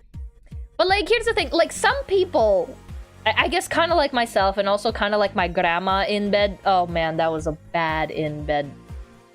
That was a bad in bedder. Like myself in bed and kind of like my grandma in bed. And kind of like my mom in bed, although my mom is a little bit more supportive in bed. But like what we do is like we won't praise you until after you've done what you said you set out to do in bed. So no praise in bed. We'll be like, okay in bed. That's kind of like a okay, that's nice, honey, in bed. My mom is never supportive in bed. In bed. Oh no. Listen, that one's on you. You brought your own mom into this in bed. You brought your own mom into bed. That one's on you. No one else did it. No one else did it. You brought your own mom into bed in bed. But like there are people, and I don't know if you have any people like that in your life in bed, the ones that won't compliment you until after you're done in bed. So like if you go up to like me in bed and be like, I want to do this in bed, I'll be like, all right, cool in bed. Let me know if you need any help in bed. That's fine. If that's a response that you're gonna get, your brain isn't gonna release the, you know, the premature gratitude in bed. The premature happy chemical ejaculation in bed, right? Your brain isn't gonna do that if you get a response like that in bed. So like that's cool. Let me know if you need any help in bed, or like let me know if you need me to keep you on track or something in bed. I'm not gonna be like, oh my god, that's awesome, I can't wait to see it, it's gonna look so good in bed. Like that kind of hype up. That's what you don't want in bed. So it kind of depends on the personalities of your friends and loved ones. So like for some people, it might be okay to tell them. Just make sure that they're not the type of person to like pre-compliment you in bed. Yeah, no pre-complimenting in bed. Only compliment after you're actually a good girl or a good boy in bed. You have to actually be a good girl or a good boy before you get your compliments in bed. So yeah, those are my 4 like big tips in bed, and those are like the 4 big sins of goal setting in bed that I saw in a lot of VTuber streams in the past 3 days in bed. My goodness gracious, in bed. No one knows how to set a damn good goal in bed. It's all like, I want to get better at Japanese in bed, I want to get better at art in bed, I want to get stronger in bed, I want to draw more, I want to blah blah blah more in bed, and then they don't put numbers on it, they don't give themselves any wiggle or rest room in bed, they don't put their goals into a place where they're reminded of them in bed, and then they tell everybody in bed, and then they get all of these compliments in bed, and then their brain thinks that they're done in bed. Yeah, my thoughts exactly in bed. Nobody knows how to set a damn good goal in bed. So after doing a seminar with the Girl Scouts, I'm not ending that sentence, for like several years, I just felt the need to help you all out in bed. and offer a little bit of my knowledge and experience and expertise in goal setting in bed. Small goals to accomplish the bigger goal in bed. That's a divide and conquer in bed. That is a good goal setting strategy in bed, but that isn't one of my big four today in bed. In bed. In bed. Yeah. So with that being said, in bed, I want to set my own resolutions in bed today, in bed on stream, in bed. I already kind of have like a vague idea in bed. Oop, we're out of bed. I already have like a vague idea. I had to like stop myself and force myself to not say in bed there for a second. I already have like an idea of what I want to do as far as art and life goals, but I want to pick your guys' brains and I want to hear your guys' input for the streaming part of goal setting. Oh, before I forget, hold on, let me go back to number 2. Let me go back to number 2 real quick. There is one thing I forgot in number 2. We're gonna go back to number 2 before I go back to that. This one's a little bit of a catch-22 here. One tip about number 2 and know your limits is don't overlap your goals. Don't make your goals fight.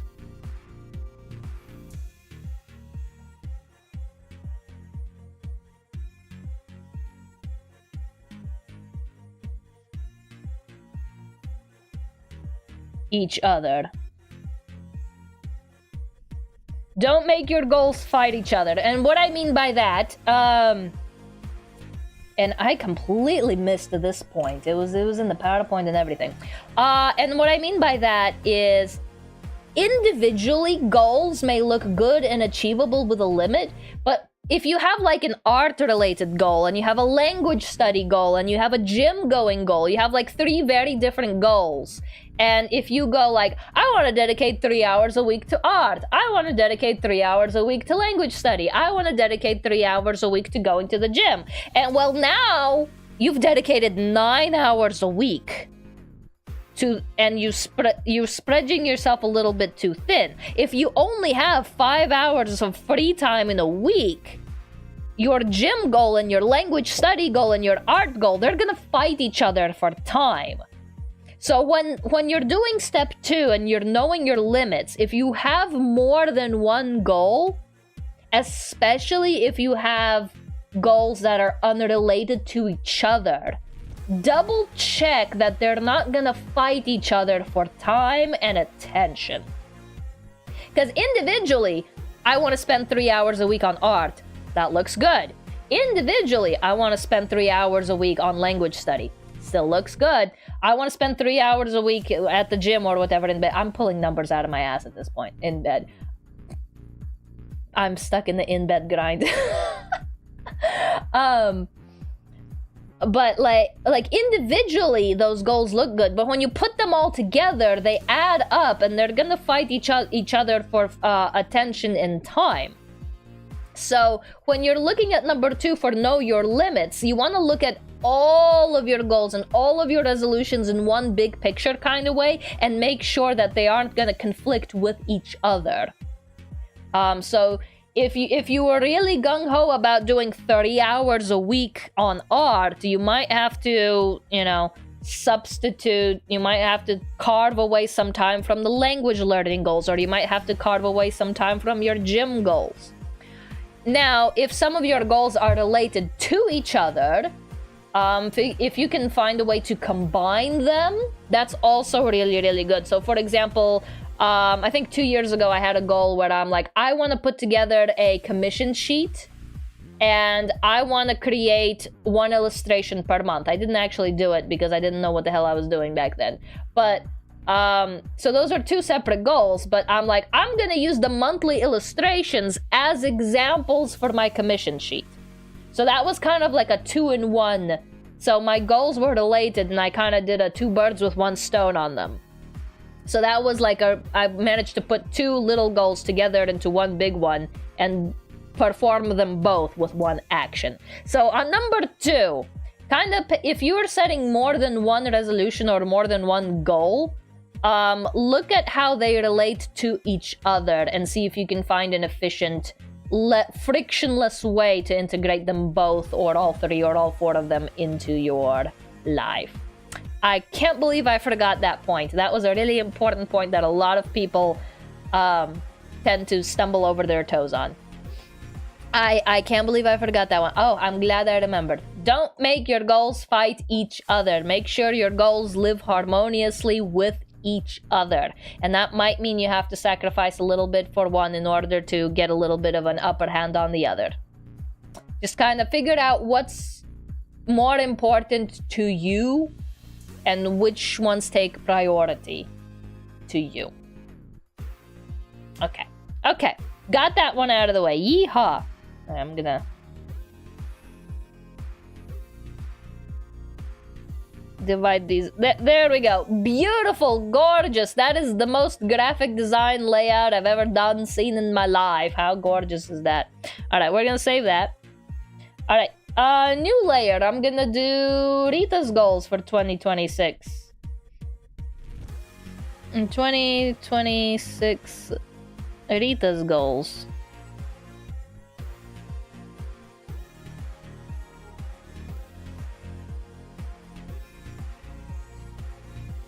Okay, streaming goals go. I'm going to divide my goals up into 3 categories. So one is going to be life.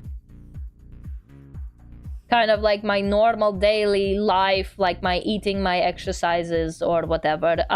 One's going to be art rigging.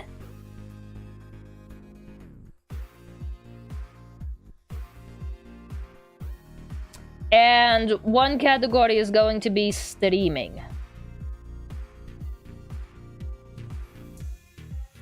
So I'm gonna have 3 different types of goals or resolutions this year, kind of divided into category. And I'm gonna have to be careful to make sure that they don't fight each other, as the tip that I just gave for number 2. So in life, I know there is one thing that I really, really want to do, and I want to go back to Japanese language school. Go back to class.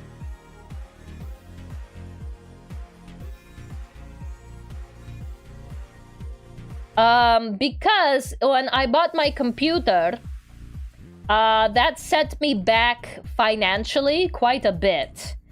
So I had to stop Japanese classes in order to afford the new computer. And I'm really glad I did, because the new computer is a beast that works wonderfully. I can stream, I can draw, I can use my VTuber model, I can run Live 2D on it. That was definitely an investment worthwhile. But now that I've kind of like financially bounced back from that one giant purchase, I do wanna go back to my Japanese language classes. I want to go back to school and continue studying. Now, step 1, is it measurable? Does it have a number on it? Yes, because the school will tell me how many times I need to pay for classes a week.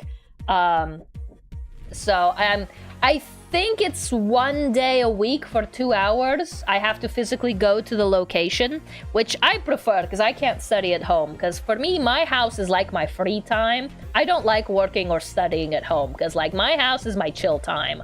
I go to work, I do work there. I go to school, I do school there, right? My house is my I ain't doing shit environment. So is it measurable? Yes. Does it not have my limits? Well, yes, because like I'm only gonna be doing it like once or twice per week for 2 hours or so.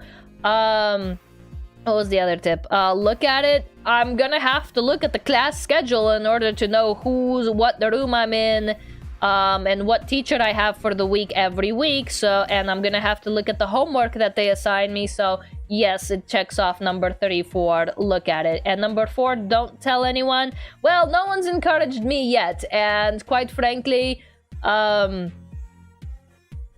no one's gonna be like, oh my god, I can't wait to see how good you get into Japanese until after you finish the course. No, I'm gonna have people being like, okay, you need to get your nose on the grindstone, you need to do this, you need to study that, you need to pass this test before that, homework.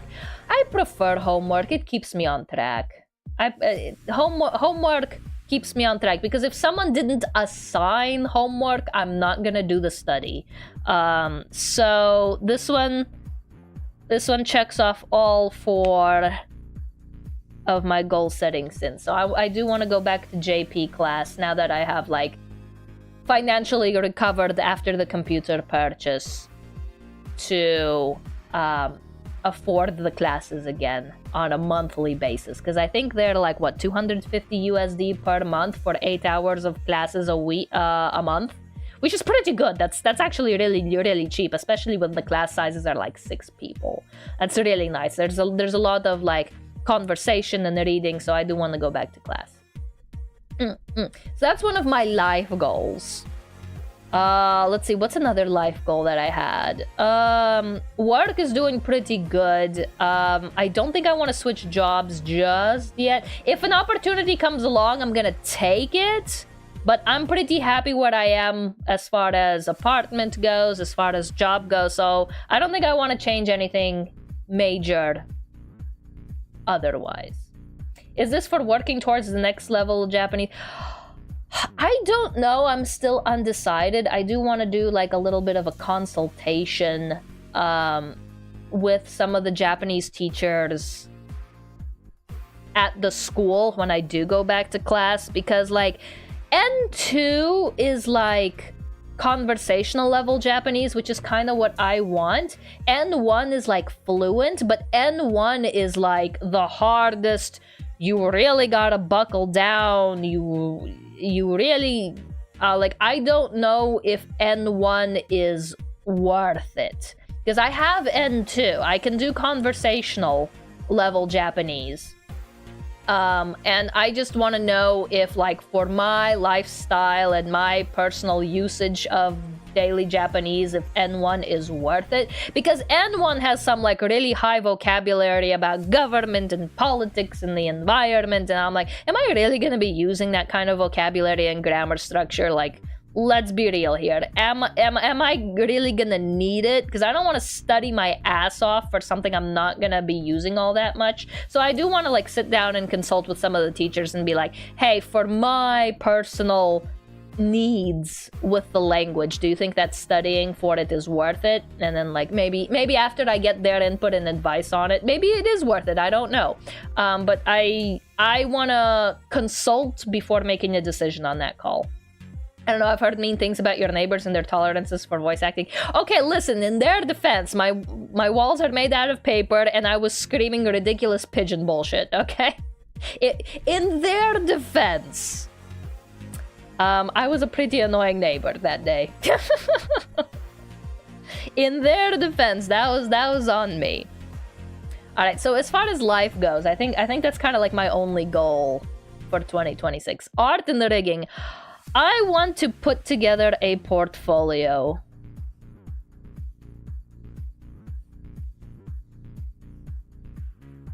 A live 2D, L2D, visual novel portfolio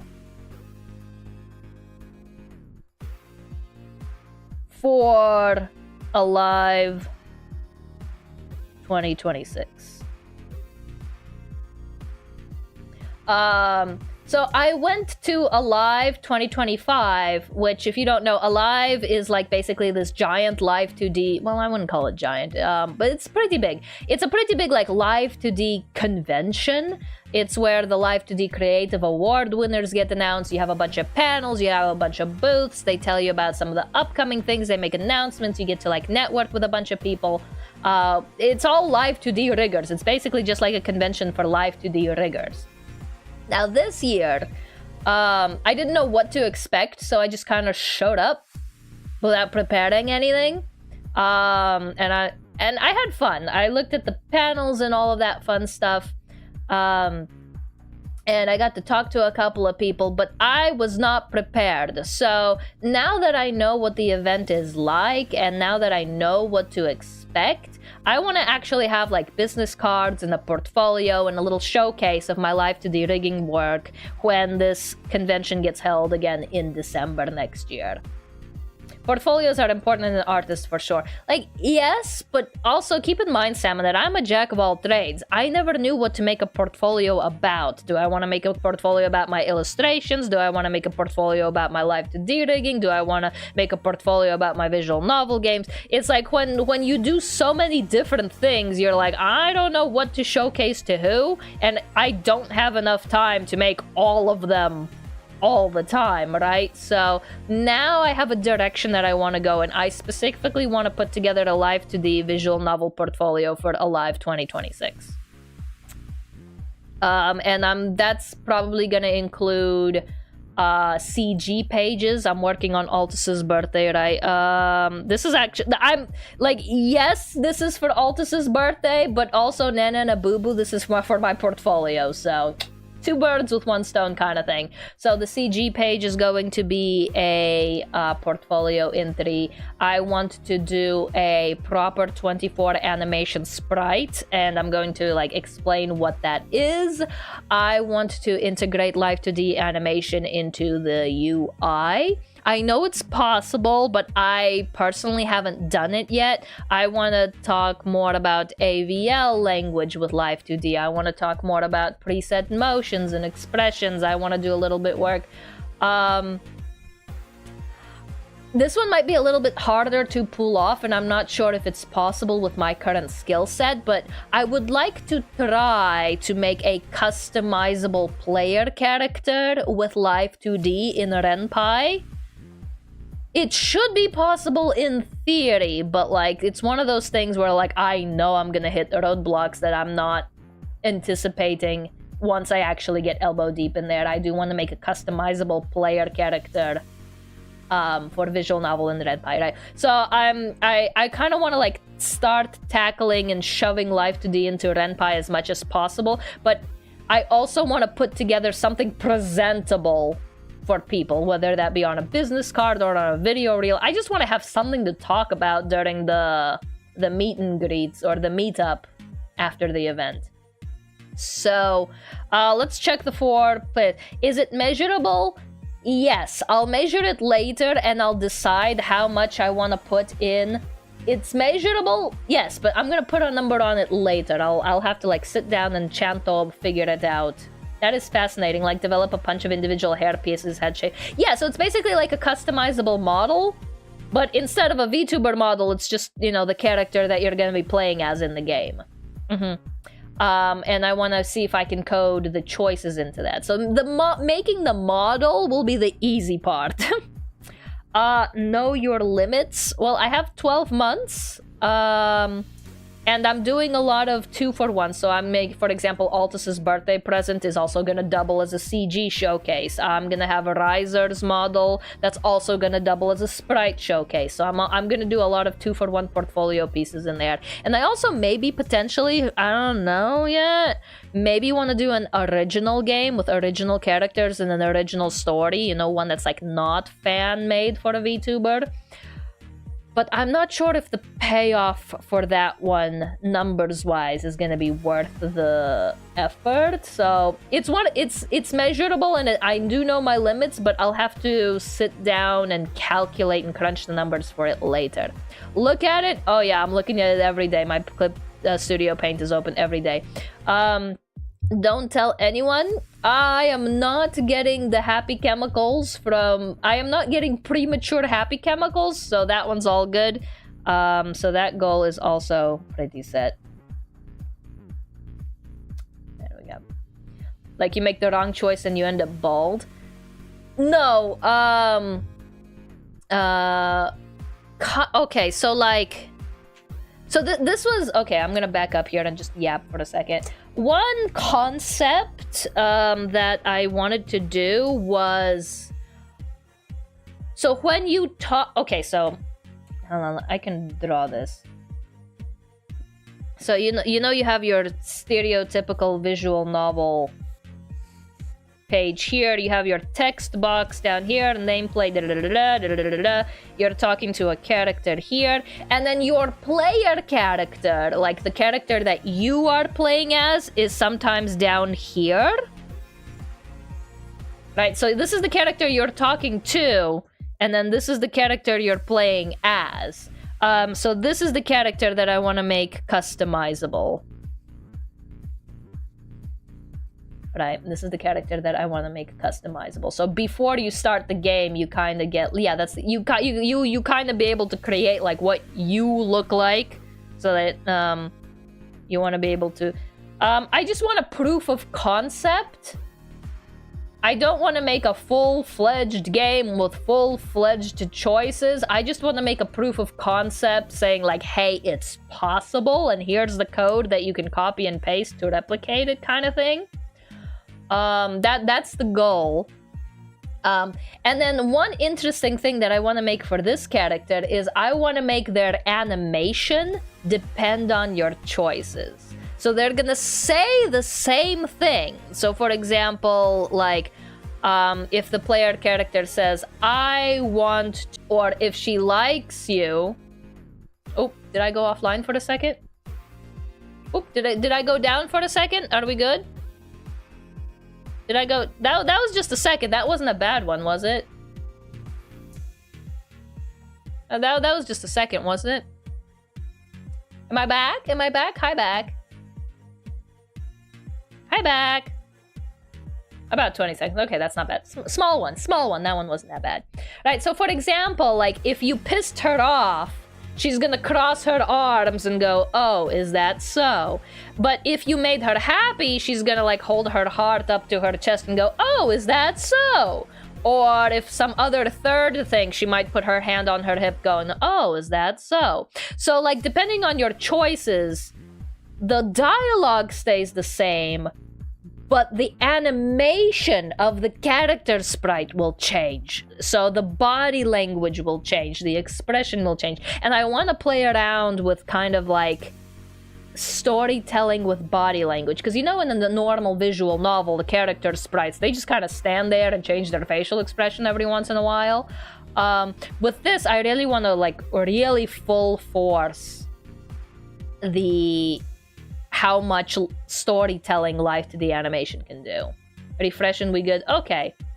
Happened almost exactly at the 2-hour mark. It's 4 p.m. right now. I don't know if they're doing like an update or whatever. There you go. Yeah. Please refresh. Please refresh. YouTube is... we're done? What's going on with my internet? Am I down again? YouTube's down. YouTube is not receiving enough video to maintain smooth streaming, as such viewers will experience buffering. Oh, shucky darn. Oh, shucky darn. What's this? Well, yeah, no, that's internet on my end. I don't know, it's been spotty for the past couple of days. I don't know what's up with my internet. I think that's a citywide thing. It's been spotty for the past couple of days. Interesting way to use unvoiced dialogue. Yeah, so like that's kind of what I want to play around with this year as far as sprite integration into visual novel goes. That's the idea. So, but anyway, that all gets encompassed in, I want to put together a live to DVN portfolio for Alive 2026. With a couple of sketches on the side. So that's kind of like my big art rigging project. So I'll have to draw the sprites. I'll have to, excuse me, rig the sprites. I'll have to do the backgrounds for that as well. So that's a lot of art and rigging right there. And then like, I just want to put like an original game.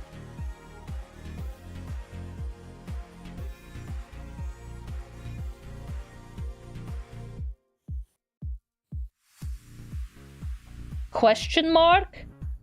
Because here's the thing. Fan art is always gonna get more views and likes and number go up than original characters. But fan art is also not IPs that I own, so it's kind of like the trade-off. Do I want to risk making original characters with less viewership? Or do I want to make fan art that's gonna get more viewership, but the IP is not mine, so I won't be able to enter it into any like official competitions or anything like that. So that's a decision I'm gonna have to make later. So that's why there's like kind of a question mark on that one. Alright. Hadn't thought of that, but makes sense. Yeah, so like the viewership on original characters is never gonna be as high as in fan art. Okay, So for art and rigging, I think that's like my one big one. Anything else is just gonna be a bonus at this point. Streaming, this is the part where I'm gonna need your guys' help. What do you guys want to see from me as far as streaming? I have one goal. I want to do at least one stream per week. But I want an average. Konnichiwa! Dulcie! Hello, welcome and good to see. I see the bricks. I see the bricks. Dulcie came with the bricks. Welcome. Welcome. You're gonna fit right in.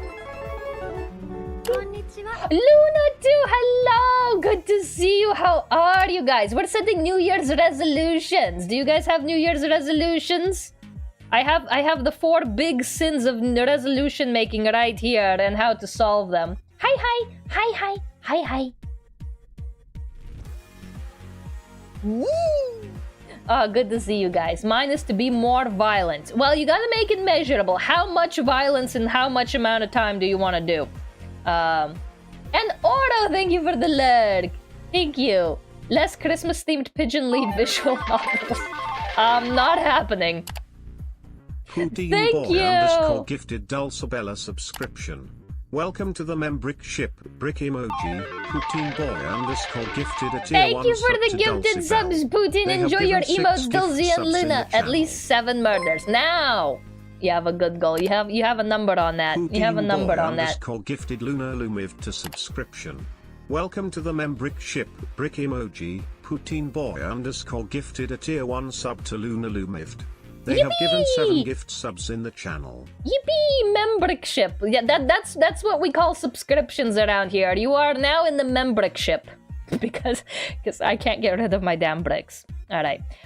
So streaming, I want to do at least 1 stream per week, but I want an average of 1.5 streams per week.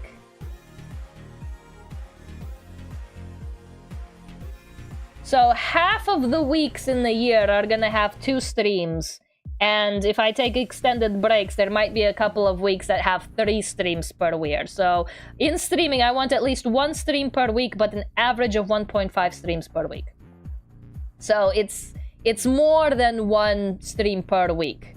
But I do want an average at least in there. So number 1, is it measurable? Yes, it has 2 numbers on it. Know your limits. Why? Genuinely, why? Oh my god, I hope YouTube doesn't do the copyright thing for that. I forgot to take that thing off. Damn it! Okay, I'm gonna need to turn that thing off. Shh. Nobody say anything. That didn't help. Audio jungle, you know, that nobody said nothing. Alright. It does have the numbers on it. It does definitely give myself some wiggle room because I get like half of the weeks off where I don't do 2 streams per week. Look at it. Yeah, the stream schedule's in the God book. Don't tell anyone. Check. Audio jungle. Yeah, just nobody flag nothing. Nobody flag nothing. Alright. I do want to do something with shorts. Or TikToks. Because I posted 1 and holy moly, it got a lot more traction than I thought it would. It was actually the spreading my eggs one. I posted the spread my eggs and it was like my most viewed YouTube short. Well, my 2nd most viewed YouTube short and like my 3rd most viewed TikTok. So I'm like, I should do more shorts. I should do more short little jokes and stuff.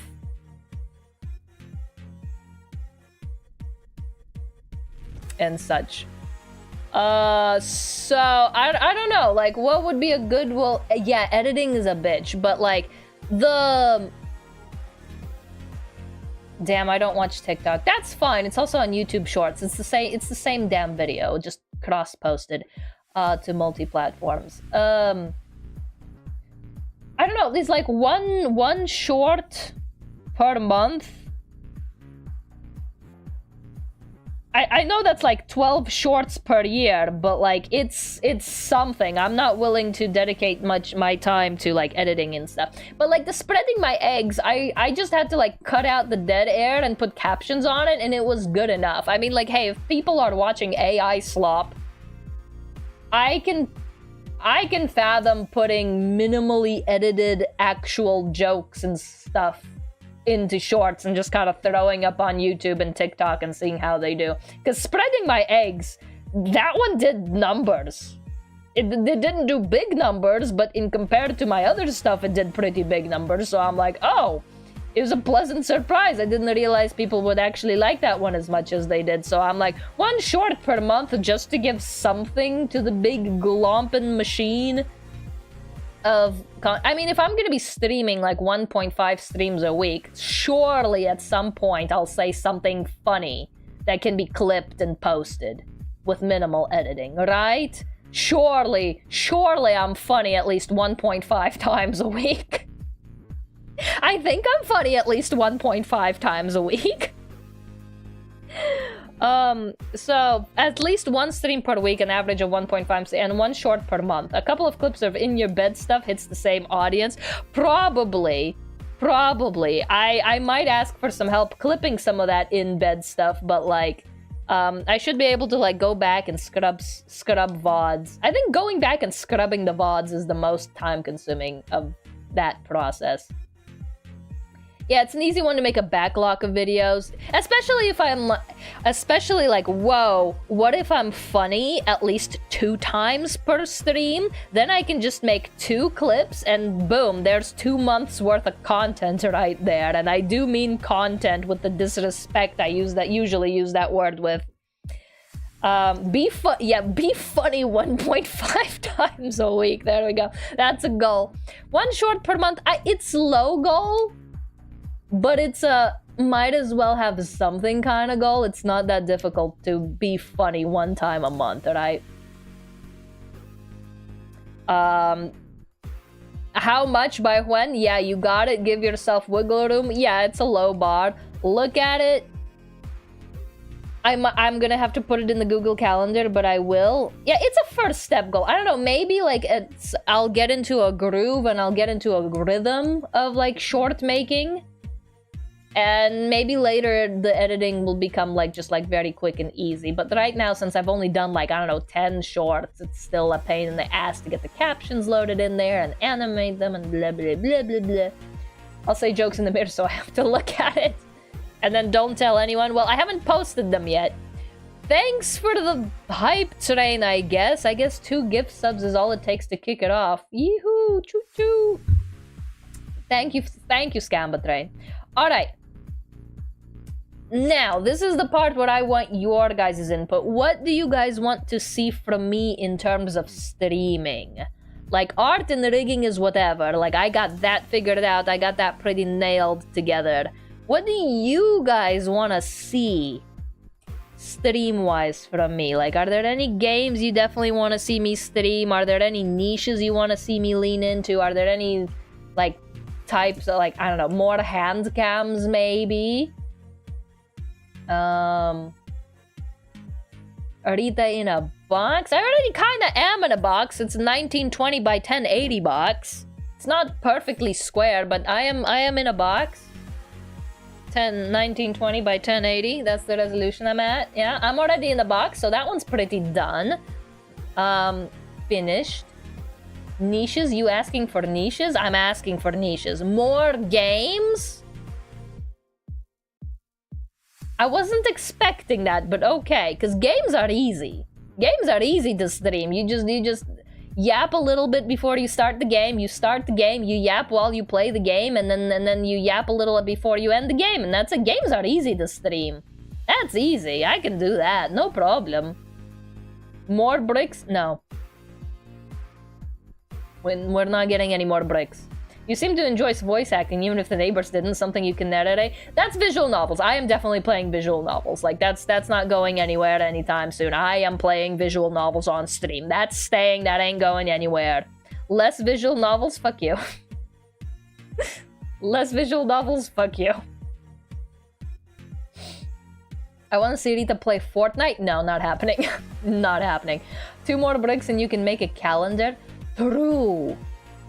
I can make a calendar with 2 more bricks, but I'm not. I have nowhere to put them. I have a tiny Japanese apartment. Oya saw how much room those 10 bricks are taking up, just sitting there. I still want to see Rita play Monster. It's on the list. It's on the list, Heckle. It's on the list. It will happen this year, probably. Oh! I have one. Talk to Accountant Sama about taxes. Because it's been the holidays, their offices are closed, right? So for the past month, I haven't been able to talk to anyone. I gotta talk to my accountant about starting revenue from art commissions and Twitch subs. And who knows, I don't know. I'm not expecting to get monetized on YouTube this year, maybe next year, because like YouTube's a bit of a slow start, but like, who knows? Maybe something will go viral and I'll get monetized on YouTube. I want to be able to like financially be able to claim that money. Yes, sort out my damn taxes. The fiscal year starts in April, so there's a hard deadline. I gotta figure out my taxes by April.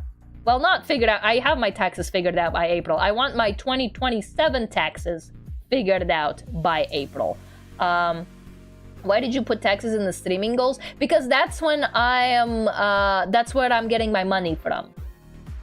Is from the Twitch subs, from the art commissions, from maybe possible YouTube monetization as well. That's where the tax issues are coming with, is because all of those little internet incomes. My work, that one's fine. I don't need an accountant for that one. That one's all settled. That one's all paid. Then I just file my taxes for that one. That's fine. It's all of the freelancing income from Twitch, income from YouTube, income from VGen, and whatever PayPal also gives in and puts out. Those are the issues. So that's why it's in streaming. I thought you were gonna stream doing your taxes. I dox my ass on the 401k.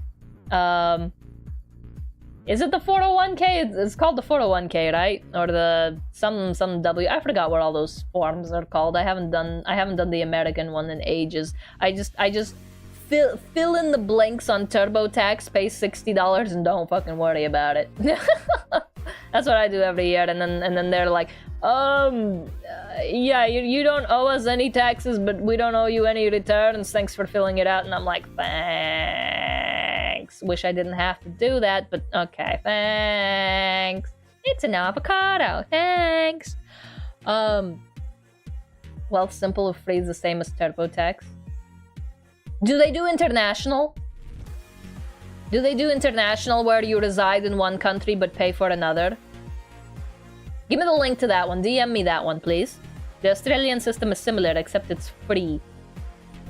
Well, paying your taxes is free. TurboTax is not free, but like dealing with the whole, I don't live in the US, but I still gotta pay the US thing, the whole international residence thing, I'm like, I don't want to figure that crap out. I'm just gonna pay someone to fill out the paper for me and send it off. I don't mind spending a little extra and not think about it. I am spending money to not think about it. So that's why Talk to Accountant Man is under streaming goals. That's it. Isn't that a US exclusive thing? It is. It is. US and one other country are the only 2 countries in the world to tax based on citizenship and not on residence. So I actually get hit with Japanese taxes and US taxes because I'm a US citizen, even though I don't live in it. American taxes are fucked, man. One of the only 2 countries in the world to tax based on citizenship instead of residence, yes. Yes. Does that other country also use imperial units? I don't know. It's some tiny little country in Africa. I don't remember. I don't remember what the other country was. It's some tiny little country that I've never heard of. But US is the only, I think, first world country to do that. I just find it ridiculous. Yeah. So more games, actually. That's interesting. I was not expecting more games to be on the list. I guess if we want to move forward to assigning numbers to this one, cat game. I have a cat game downloaded. I'm not sure which one it is, but I have a cat game downloaded. I guess if we move forward with assigning numbers to this one and, you know, give yourself leeway and look at it and don't tell anyone, I'm gonna need your guys' help. Recommendations for baby's first controller.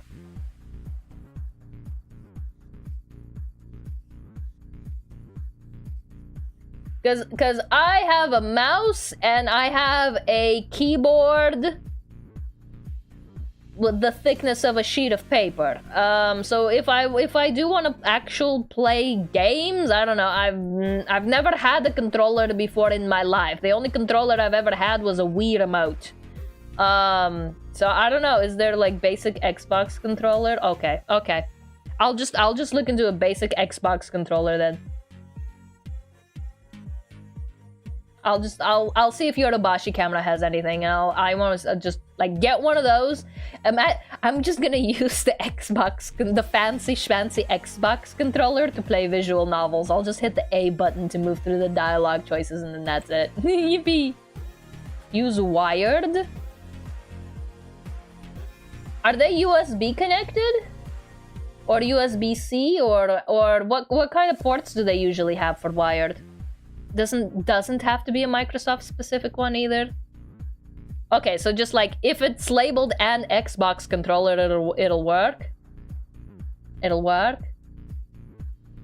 I have a wired Xbox 360 controller that has been fine until Brent used it for Elden Ring. I remember those streams. I lurked in some of them.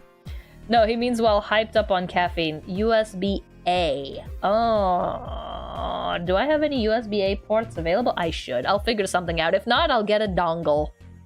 I love dongles. I don't actually, but that's a fun word to say. Dongle. Dongle, dongle, dongle, dongle, dongle, dongle. Gotta plug it in the dongle. Plug the dongle in. Alright. I guess more games. Huh, I would have anticipated you guys wanted to see like more yapping and more art, but I didn't realize you guys wanted me to see like actually just normal, straight dongling it. You've heard of jerking it, now get ready of dongling it. No jork here, only dongle. We dongle like true gentlemen. You know, one game that I really want to play that's like not a visual novel, but like I guess an actual quote-unquote game is I want to play Bum Simulator. I downloaded Bum Simulator. That's the one I want to play. New emotes. Ooh. I don't want to make them myself. I'm sick and tired of making those things. I'm probably going to commission them. But like after Accountant's Son, I'm probably going to commission new emotes. Change canvas size.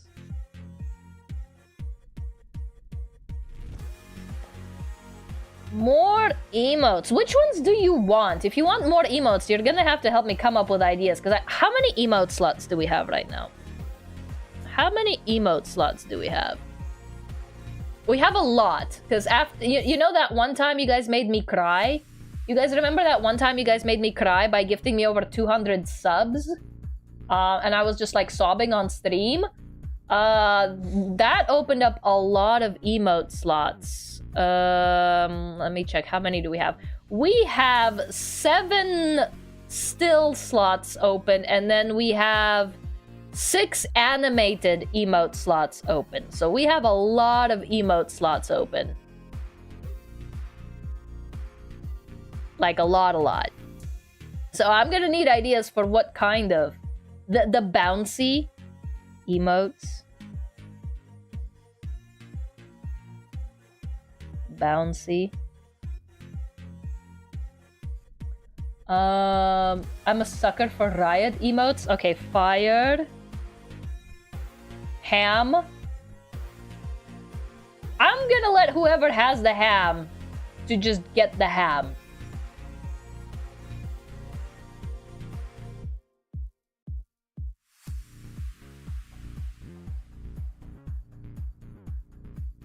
Alright, Heckle, what do you want? Alright, Heckle, what do you want? DM me the details for which one you want. Kermit the Frog impression?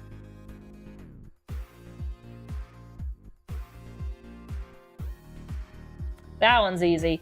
Oh, dang. Oh, dang. Alright, DM me what you want, Heckle. I don't know when I'll be able to get it done, but I'll do it at some point. Very nice, very nice. Alright, DM me the details. Alright, bouncy, fired. Anything else? Anything else for streaming goals? Business, Rita? You know, at one point, the idea got scrapped, so I should be able to tell you guys. The idea got scrapped. It's not happening anytime soon. But at one point, one of my new outfits was supposed to be a girl boss business suit outfit. I was planning a new outfit for this model at one point, and it was going to be a girl boss in like a business suit type of deal. I was gonna show you, and I'm like, no, it's on the little old lady laptop. I didn't transfer the file onto the new beast. It's on my old computer. But at one point, one of the new outfit reveals was supposed to be a girl boss business suit one. And I'm like, that I like that design, but the idea got scrapped for other reasons, which I think and I hope will be more exciting. So unfortunately, we did have to give that one up for more exciting things to be taking place. Alright. 1 stream per week, an average of 1.5 stream per week. More games on those streams. And then before April, I gotta talk to the accountant tax man and see if I can figure out American international bullshit so I can start earning and paying from Twitch and maybe even YouTube. I don't know. Maybe something will pop off. And then get a controller. Basic Xbox controller. Hardcore, welcome and good to say, what are we writing? We are writing my personal 2026 New Year's resolutions, but before doing all of that, I made a guide on how to make good resolutions that you're actually bound to follow through on, instead of just write them down once in January and then forget them until December. So we had a guide on how to do proper goal setting, and now I'm doing the proper goal setting. I think we're just about done, actually. So go back to Japanese class for my life goal. Put together a Live 2D portfolio before the big convention in 26 in December. And then average 1.5 streams per week and do 1 short a month. I think that's pretty manageable, especially considering the art and the rigging and the streaming are gonna be fighting against each other a little bit. So, oh, thank you for the head five. Hi, Rimu. Hi. Oh, a little to the left, a little to the left. There we go. Thank you. Thank you. That felt nice. And then figure out April. April's the big deadline for monetary stuff, and then get a controller, and then get more emotes, I guess. Emotes can probably be after April, so after the payouts come in and everything like that, I can probably just reinvest that money into emotes and stuff. And I'm still working on Minecraft. I'm still working on getting Minecraft. It's gonna happen. We're gonna get Minecraft at some point. We're gonna freaking get Minecraft in 2026. I keep on saying I'm gonna get Minecraft at some point. I am now shortening at some point to 2026. Minecraft is gonna happen this year, goddammit. Can you overlap some of the art and streaming? Some of it, yes. Some of it, yes, but the problem is when I'm streaming art, I tend to go full yap mode and I don't actually end up doing any art. I have art, so what ends up happening is I'll have art on screen and I'll have my model toggled to where it looks like it's drawing, and then I get distracted by chat, and then I yap for 2 hours, and then art doesn't get done. Art just gets used as a pretty background while I go off topic for 2 hours straight. So overlapping art and streaming is we definitely tried it. We definitely tried it. It's tried and proven not to work. Seeing you play MC will be hilarious. We said it on tangents. Yep. So, like, progress on stream, never heard of her. Botox is just taxidermy for the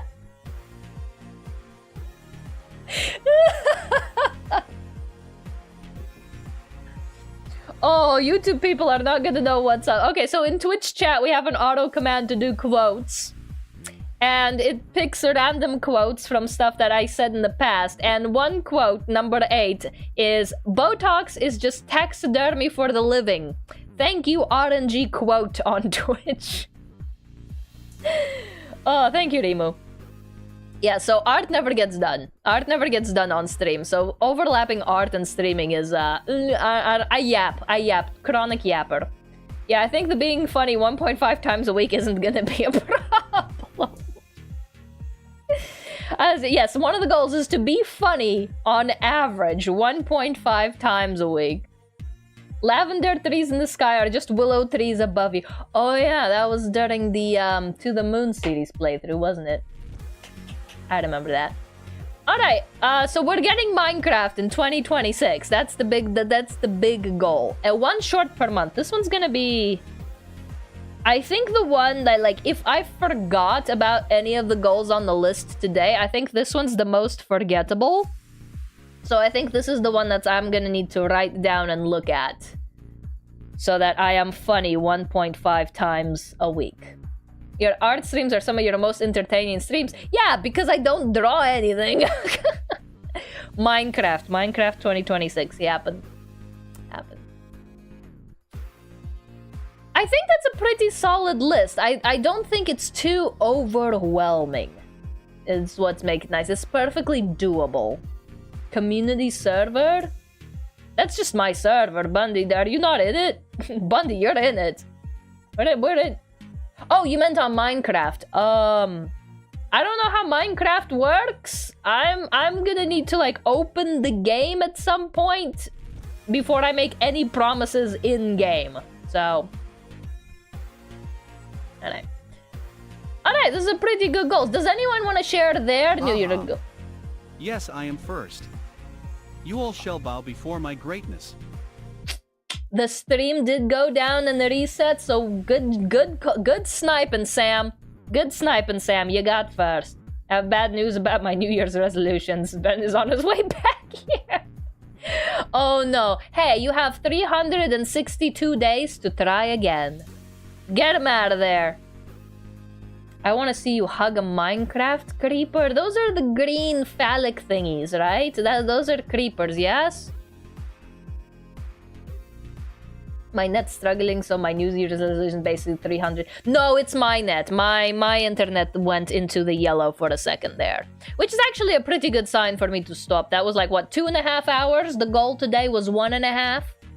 The goal today was 1.5. We've surpassed that with 2.5. We have some pretty good goals. And I hope at the very least, even if you didn't learn anything new about goal setting, you got a little bit more inspired to follow through with your New Year's resolutions from my little soapbox spiel. Aside from not dying, I want to work out, go to kickboxing at least 3 days a week. Perfect, very nice. So you got a how much and a by when. You know your limits. I don't know where you're gonna put it to look at it, and then don't tell anyone. I'm not going to encourage you. We'll see if you actually go to kickboxing 3 days a week, right? So remember, our first check-in. Our first check-in is in April. And I'm gonna be on your ass in April. Did you actually go to kickboxing 3 days a week? I don't know. I'm not gonna encourage you. I want to design 2 characters, one being a goth girl, and participate in some game jams. How many game jams? Put a number on it. Like, what do you want to hear at the urologist? Good stream. guys, we're doing it. We're doing it. We are being funny an average of 2 times per stream. Yeehaw! We're doing it.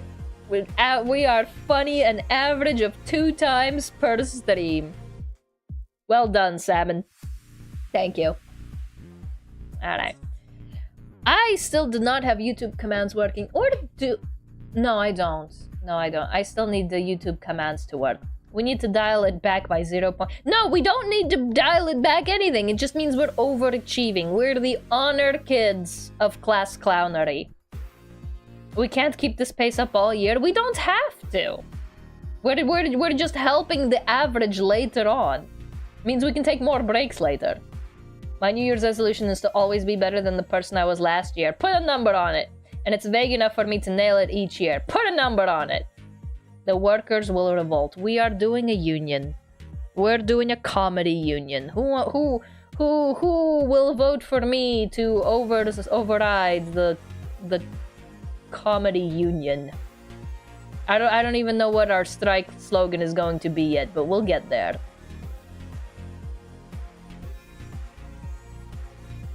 Fine, I'll get the Molotovs. Okay, fine. Thanks.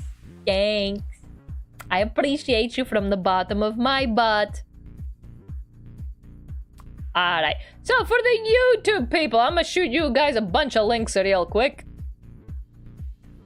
Don't forget to check me out on the Twitter. I refuse to call it X. That's where most and all announcements happen, even before the Discord, but...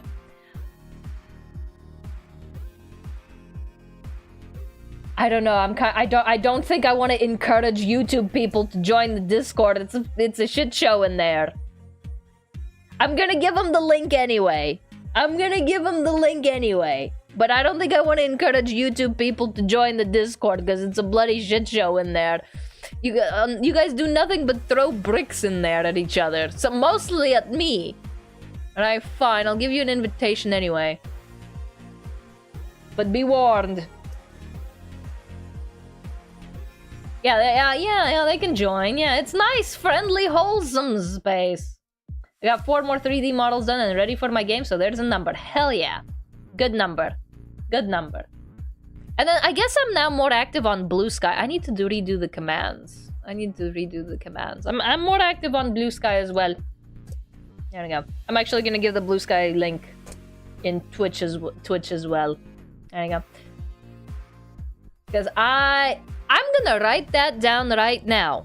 One of my goals is to update the quick commands on stream elements for YouTube and Twitch, and I am going to do that tomorrow or Monday. Update stream elements commands. Alright.